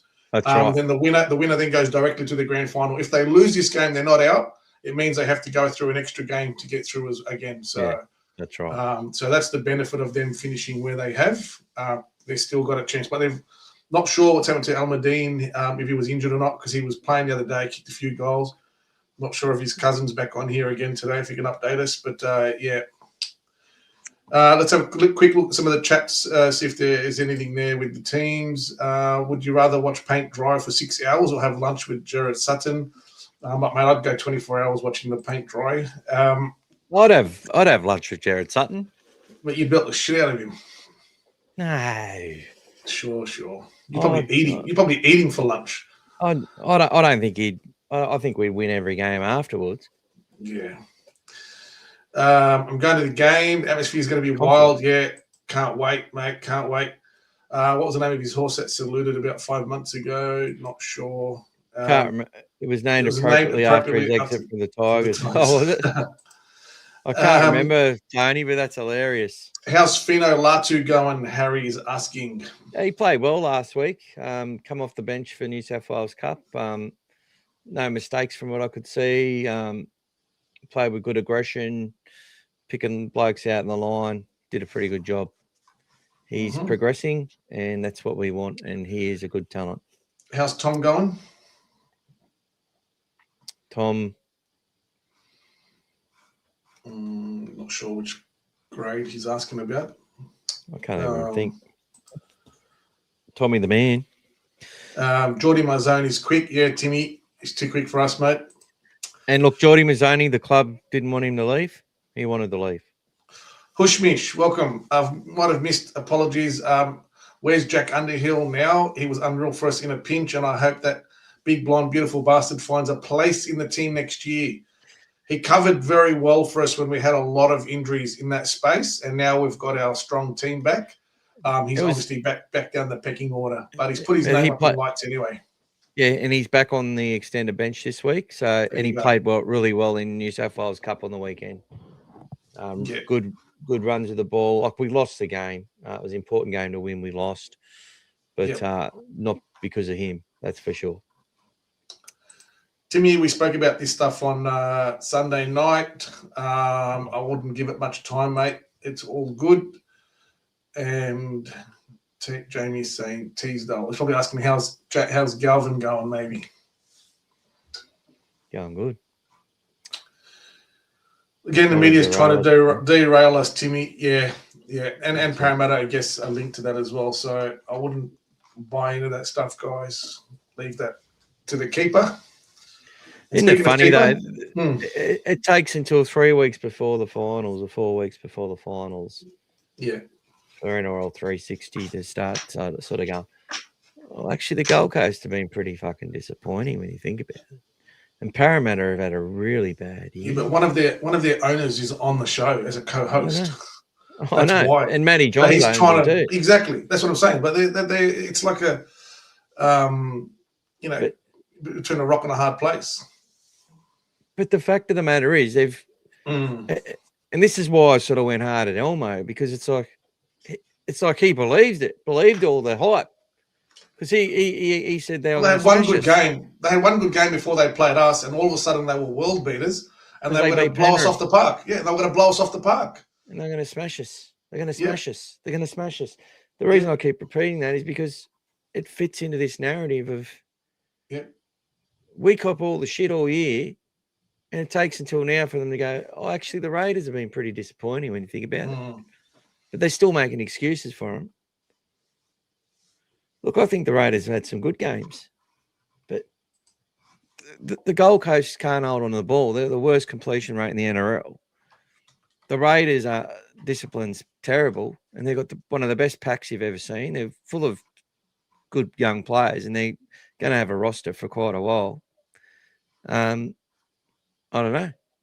Maybe they don't play for their coach. Who knows? Tom Galvin he was referring to, by the way. Lachlan's younger brother.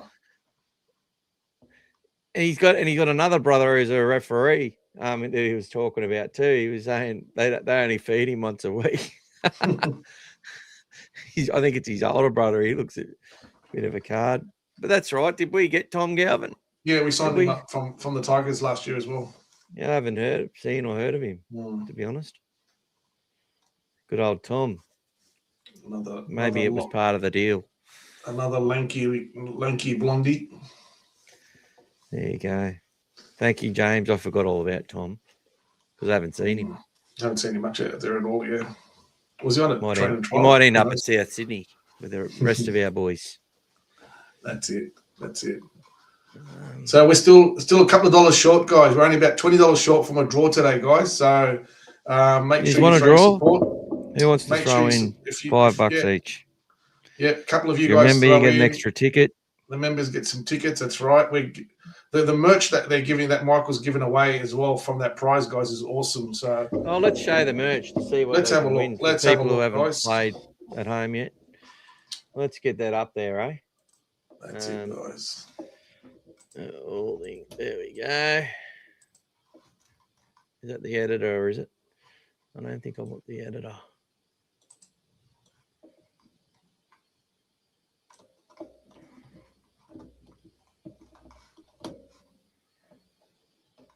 Sorry, guys.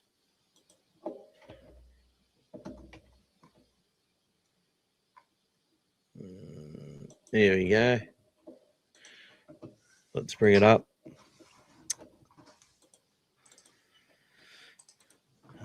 James, I think I got a Haslam flag up there now too. Ooh. Add that to the bucket list, mate. And look, if you see something go, oh, can you make it better? We can do that too. as I said, the guy who made the Bulldogs logo was Aaron. He was giving me a bit of heat about doing this. Don't worry about them, guys. There you go, mate. There's some Tony. support. God, he Text does it time. for. He's doing Text it for time. everyone else. There you go, guys. And look who we got on there.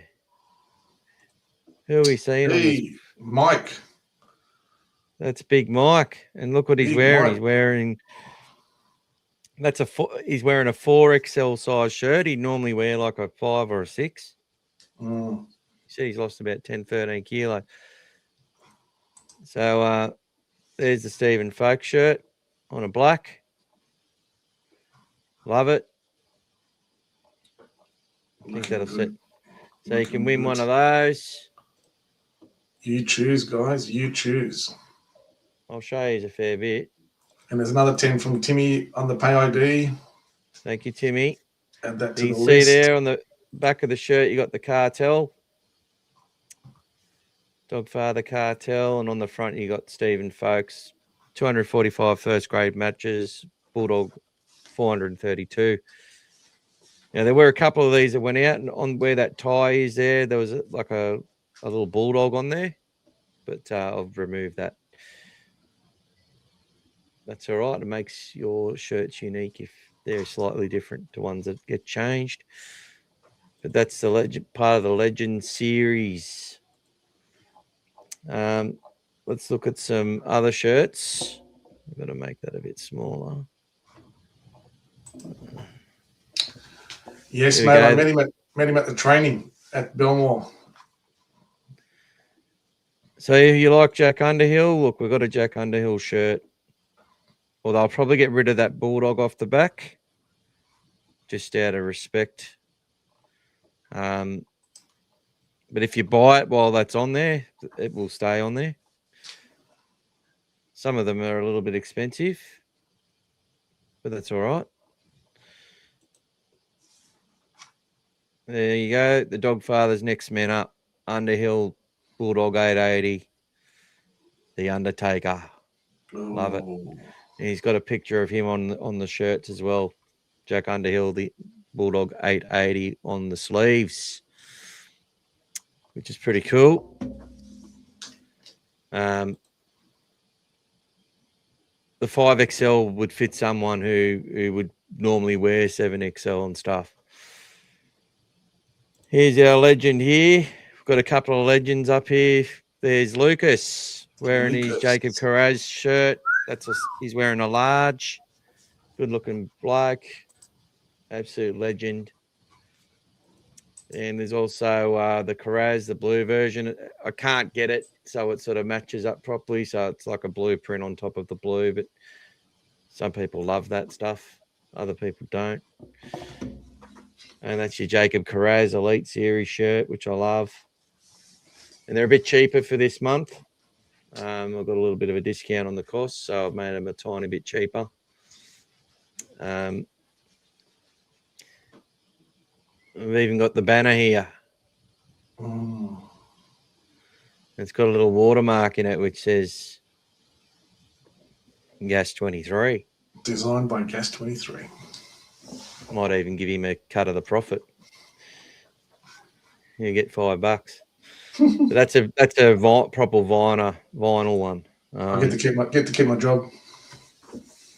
And this is your Dogfather cartel hoodie. I'm wearing one of these around, except mine does have official logos on the side, but I've changed them to Dogfather Media ones.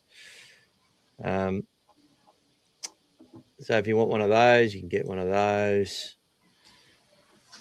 And this was James come up with this concept. He reckons a flag. It's an 18-inch by 12-inch. Although I'm not 100% happy with it, because has him sort of frowning when he should be sort of smiling in one of the pictures. But El Magic, Hazem El Masri, 317 games, 159 tries, 891 goals kicked out of the attempts he had. At the percentage, 2,418 points, all-time club records, Premiership, NRL record, Hall of Fame, all on the flag. And don't forget, guys, Halligan was kicking when he first made his debut for a few years. So he lost a few seasons of no kicks while Halligan was still kicking for us. So it could have been quite a bit higher. Yeah. So I've put that up there. Not 100% happy with it, but it looks fucking brilliant because it's Hazem El Masri. Harry's saying, what would you do without ChatGPT, Mike? Well, I'll tell you now, it's a tool, but I use Photo Room actually to do a lot of this stuff. And I just get ChatGPT usually to check things over. Problem with using ChatGPT on these, Harry, is if you use it, it actually distorts and changes the faces of the players and stuff. So then you don't have an accurate representation of who they are. So when I have when I'm in a hurry and stuff, I use it especially for doing tiles for my YouTube videos and stuff, which everybody does. But look at this champion here with the beautiful Hazem t-shirt on. What an absolute legend. One of Ipswich's finest. The male model himself. Not from Mudgee. And that's a different type of shirt to a lot of the others, but $35 for a Hazem shirt. You can have one of those if you win. You can have a hoodie. This is my favourite one. And you've got this great model here wearing it. Sorry. Sorry, did I say that out loud? This is Bulldog 854. Another concept. Stephen Crichton 6. Celebrating Critter as a number 6. That's the celebration there. It looks like the one when he put Curran through and he came running by and jumped in the air and celebrated after he put the short pass against the Titans.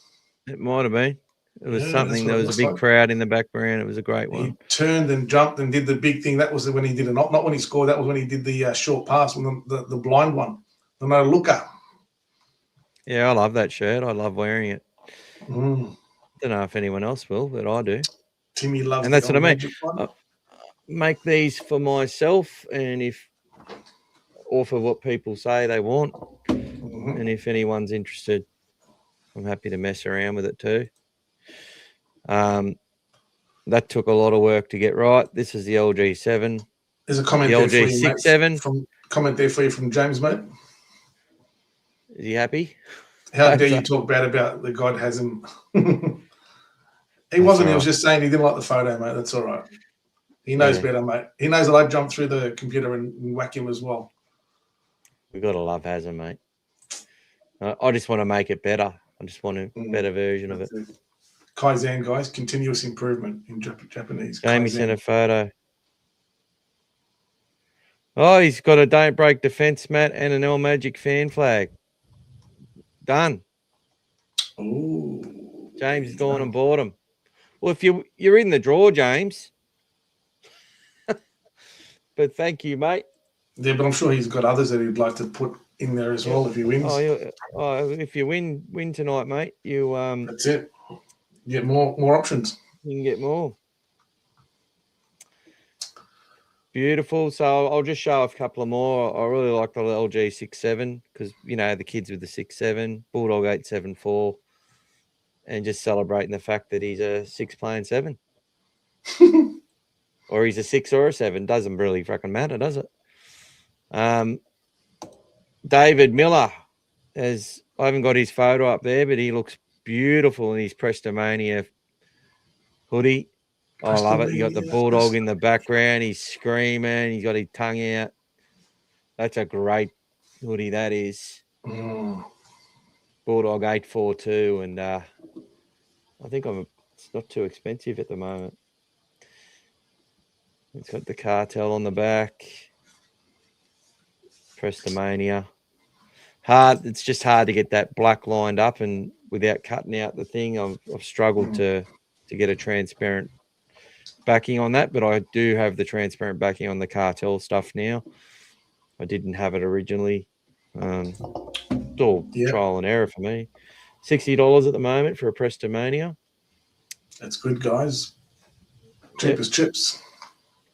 And look, the Bulldogs, the hoodie I'm wearing now, this is a better quality hoodie that I bought from the Bulldogs for $100 than the ones that you get from there, but they're still good. And this is my favourite shirt. Just saying. Tubes. I wore. I got a black version of this one. Mm. So there's Tupanua. I love it. Just looks great. The club could be doing this, in my opinion, and make it a mozza. Well, I'd be buying it, and I'll shut down tomorrow if they want us to take it over and do it. No problem at all. We'll do one more. I'll show you one more. Who are we going to show? And if anyone's there got a design they'd like to see or a concept, let me know.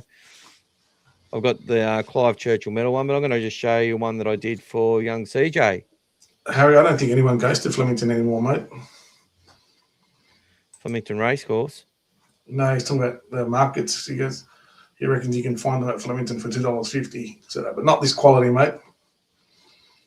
$2.50, 20 fucking dollars. Probably Mate, $30.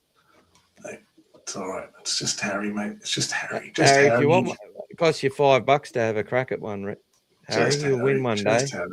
Just Harry. There's CJ did one for his dad to wear. Fullback utility. And I'll do some ones without. I'm going to take my Dogfather and stuff off and elite pups and all that stuff and do a different one for him and his family and that to celebrate. James said he still needs a Caress shirt, so that's all right if he wins. Of course, he needs a Caress shirt, a Birdo shirt. How much is the fence? It's $60 for that vinyl banner, and see, it's got the stretchers on it and stuff. Let me have a look. There you go. It might not actually have the thing on it yet. I might not have upgraded it, but that's all right. It's a beautiful banner, and it'll look fucking brilliant. Endorsed by Cameron Soriato. That's where the concept started, and this is Gas's beautiful logo. So there you go.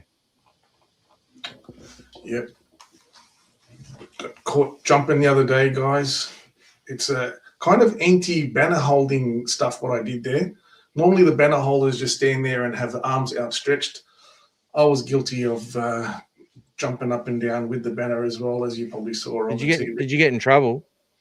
No, there was no one raised the banner etiquette to me. So, and normally Aki's there, so when we're standing together, there's no jumping up and down. It's a bit hard to do, but because he was away, I just got carried away in the moment and off I went. It was all that triangle playing. That was just got me excited. What do you reckon about this shirt, people? Hey. Coming out of the blue and white brick wall, Paul Dunn, Jim Dimmick, and Willie Mason. Look at all those forwards. Although I am thinking of changing the cartel print to a creating something which just shows like the reasons they won, like statistically why they won the Clive Churchill medal. That's it. So beautiful, guys. That's it. That's what we can win. And because Tony, so what did Tony put in? 20? What did Timmy put in? $10 on PayID. Just can check that from your side. Oh, Timmy said he did it. If you or whatever you check, whichever system you use, mate, to update it. So Tony's put in another 20.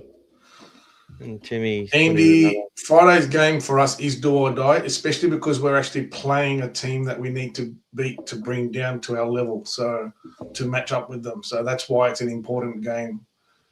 So yes, definitely a big game for us on that front, because that's one less game that the Rabbitohs can win themselves. So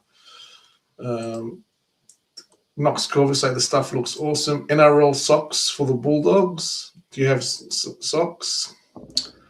Marley Zaber's got some socks. Good stuff. In September 18, we're going on a cruise on Carnival Adventure. Enjoy.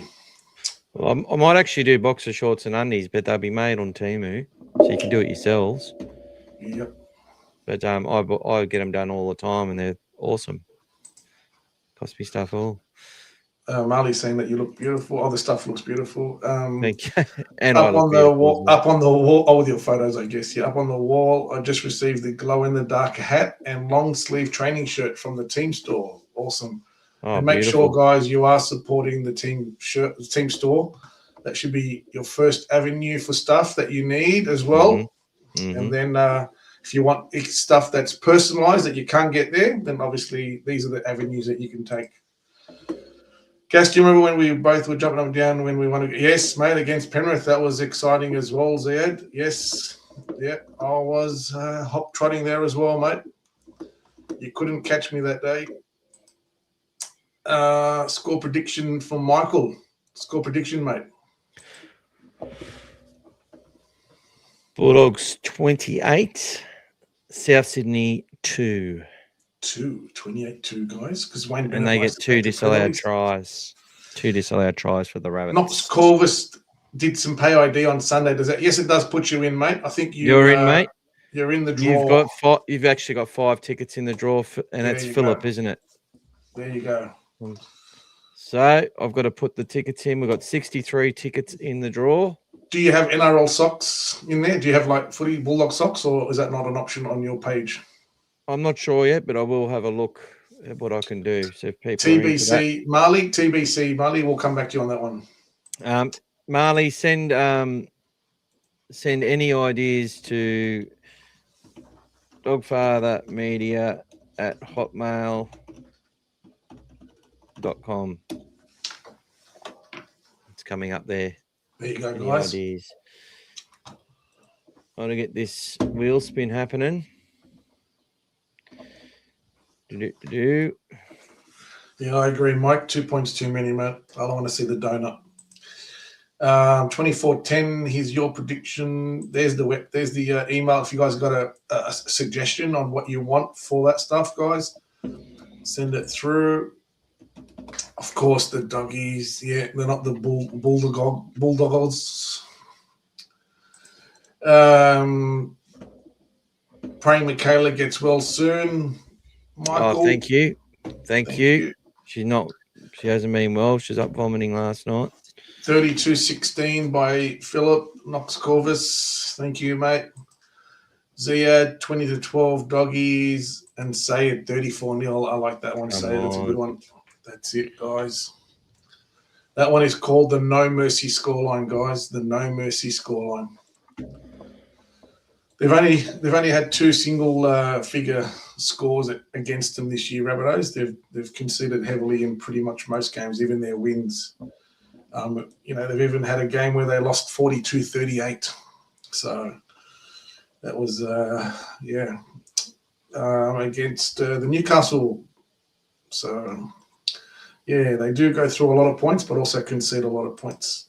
30-0 for Timmy. Jamie 26-22, and Timmy's trying to make you happy. Mike wants the big donut. That's it, mate. That's it. That's why it's don't break the fence. Sayed, I read the Rabbits have conceded more than 29 points on average since round 18. Yeah, we just showed that earlier, Sayed, when you were away. Their last few games. If you look since round 17, or if you want to get 12, 36, 24, 34, 26, 32, 24. So, yeah, it's very slim pickings on that side. Let's go doggies. And Showy saying 36-8. Yeah, I like those scores, boys. Get on the front foot, get in front of these guys, and then just belt the shit out of them, guys. Put on an attacking clinic, get your confidence up, and then get ready for a dragon ambush as well. So they're going to be pumped. They're finishing the year off. Now, just quickly, guys, I'm just going to talk quickly about something that was mentioned by Peter Volandis during the week. So there was discussions about having some things done in the week leading up to the grand final. So the Friday, Saturday, Sunday, etc. So he's mentioned potentially putting under 21s and doing maybe some other games. And one of the discussions was potentially doing a third versus fourth. So let's say the two teams that lose, similar to the World Cup, potentially playing each other. That was one of the ideas. And he said potentially he could even make it happen this year. Our very own Gus Gould on 100% Footy last night spoke about that as well. Now, where he doesn't agree with that exactly, what he did suggest, for those who may have listened to it, similar to the old days, there used to be the Challenge Cup, etc. There was all these different tournaments. So you have a knockout of the bottom 8 teams. So can you imagine having those bottom 8 teams that miss out on the finals playing off and a grand final on the Saturday before grand final day? So let's say hypothetically it's a, Rabbitohs miss out and Dragons, or, imagine Dragons and Parramatta or Rabbitohs grand final for the bottom of the 8 playing on the Saturday. So a lot of people usually come from out of town, guys, for the grand final. It's a big event. So they usually arrive Thursday, Fridays. So if they've got a few things to do, it could be a big turnout. And if you're let's say a Dragon or whoever is in that bottom 8 and they make that grand final, you'll be watching your team. You'll be out there to watch them, be the best of the rest. Let's just call it that. There'll be some big money available to the players to make it worth their while. But also being a World Cup year, it means that you're still playing, putting your name in lights, and you'll be selected, and you're not sort of waiting, since you finished in sort of September and you're waiting all the way till end of, first week of October. So that was what Gus suggested. But the way that Peter V'landys is listening to all these things, it's not a bad option. But, for those bottom 8 teams, it's a good opportunity for them to blood some players as well that might have been, playing in the Cup or wherever, and you might not play your best. Some of the guys need a break. They might be playing in the Kangaroo Tour or in the World Cup, so you want to rest a few of them, but you don't have to play your best team. But it's still a good thing to have. From Gus's idea, I actually like that better, having the bottom 8 teams than just having a third versus fourth. I'm not sure what you guys think, but that's going to be a watch this space. And from what I can see is it's at least the third versus fourth could be something that happens this year. So because Peter's pretty strong on that. So when people asked him, like on Twitter and wherever, people usually say, he goes, look, 99% of people say something negative, and he goes, we usually do the opposite because that's what people really want. So he doesn't really care what people say from what he says. Knock scores, and it would help players keeping fit and ready too, rather than early Mad Mondays. Lots of positives. Yeah, look, there's a lot of ways you can look at it, but Timmy likes the concept as well. So I mean, if you're a bottom 8 team and your team is still in there, I mean, and if you look at the draw so far, and you look at the teams, I mean, you could have, anyone. You could have the Broncos that might fire up in the off season and in that bottom 8 and make a grand final against Canberra. Who knows? What happened last year.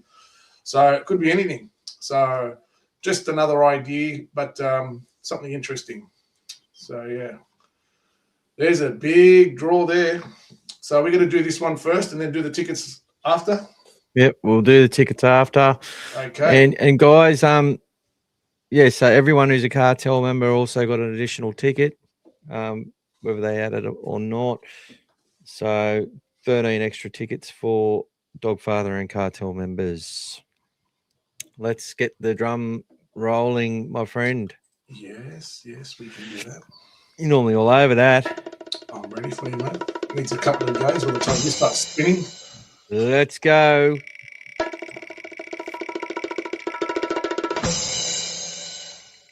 Track, and it's coming around. And who is it? Mike Hawks. Mike Hawks, Bulldog Mike. He has won. There you go.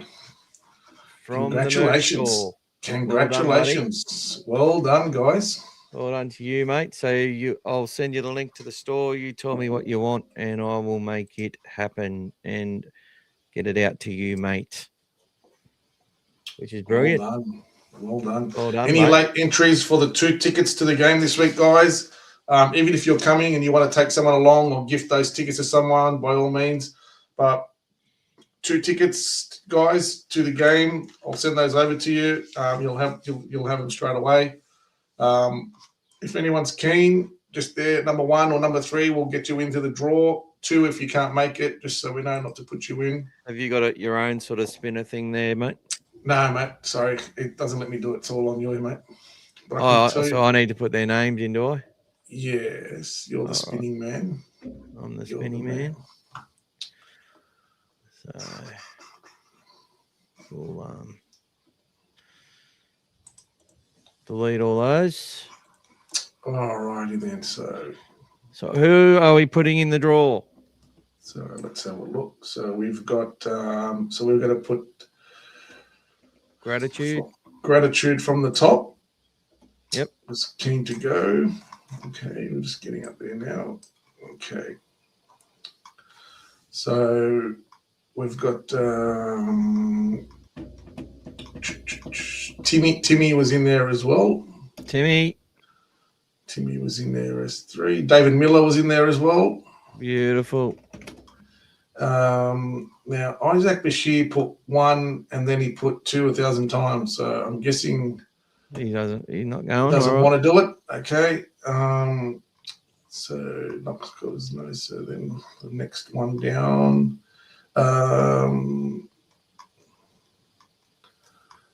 There was a few more when we did the second round. Hang on a sec. Okay. Tommy the Man is in as well. Tommy the Man. Showy was in there as well. Tony. Mike Cool. And Sayed as well. Sayed Jamal. Yep. So how many does that give you? That's 1, 2, 3, 4, 5, 6, 7. 7 in the draw. 7. I think there might have been one more.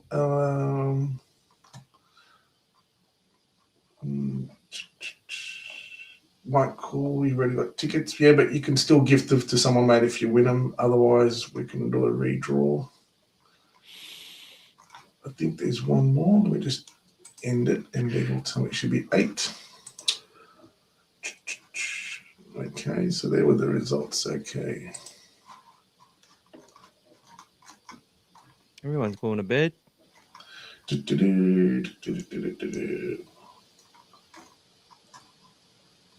Thanks, Philip.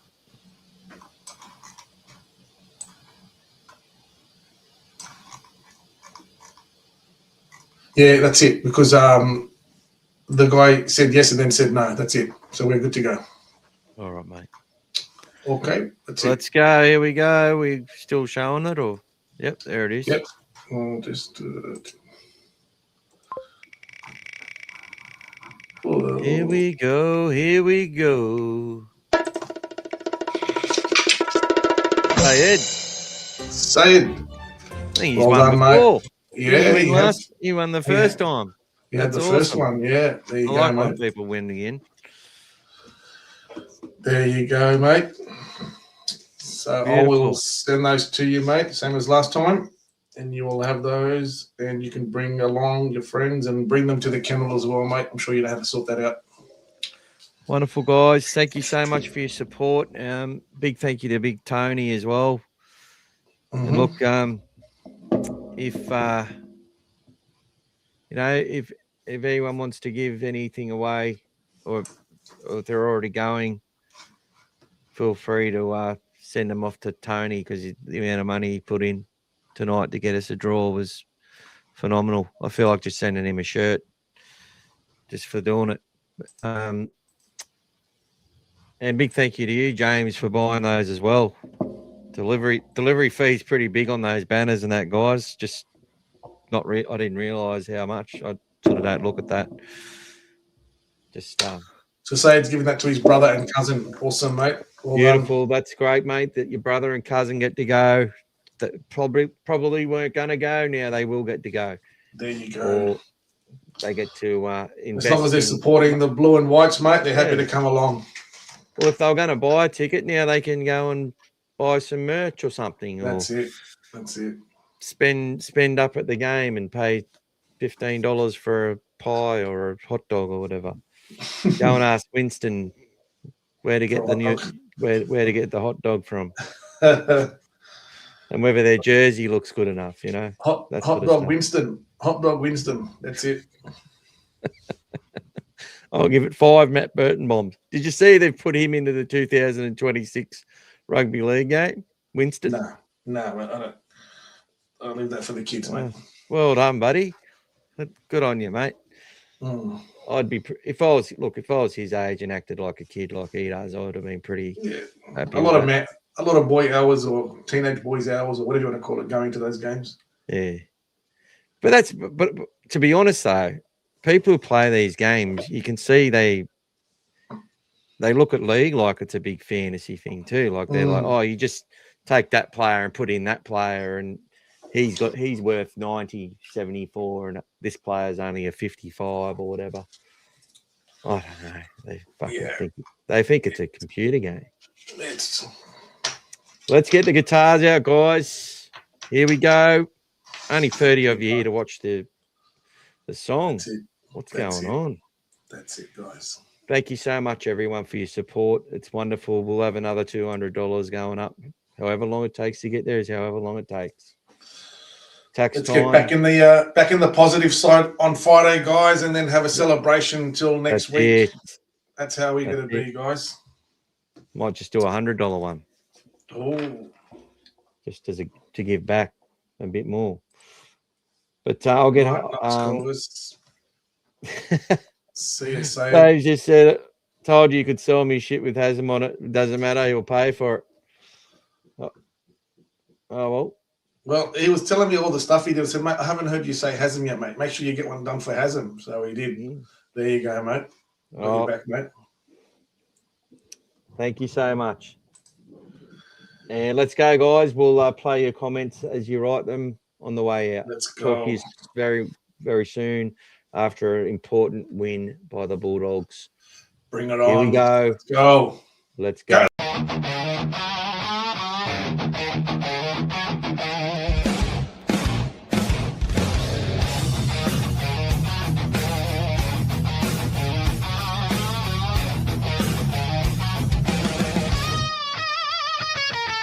G-Day Doggies fans, welcome to the show.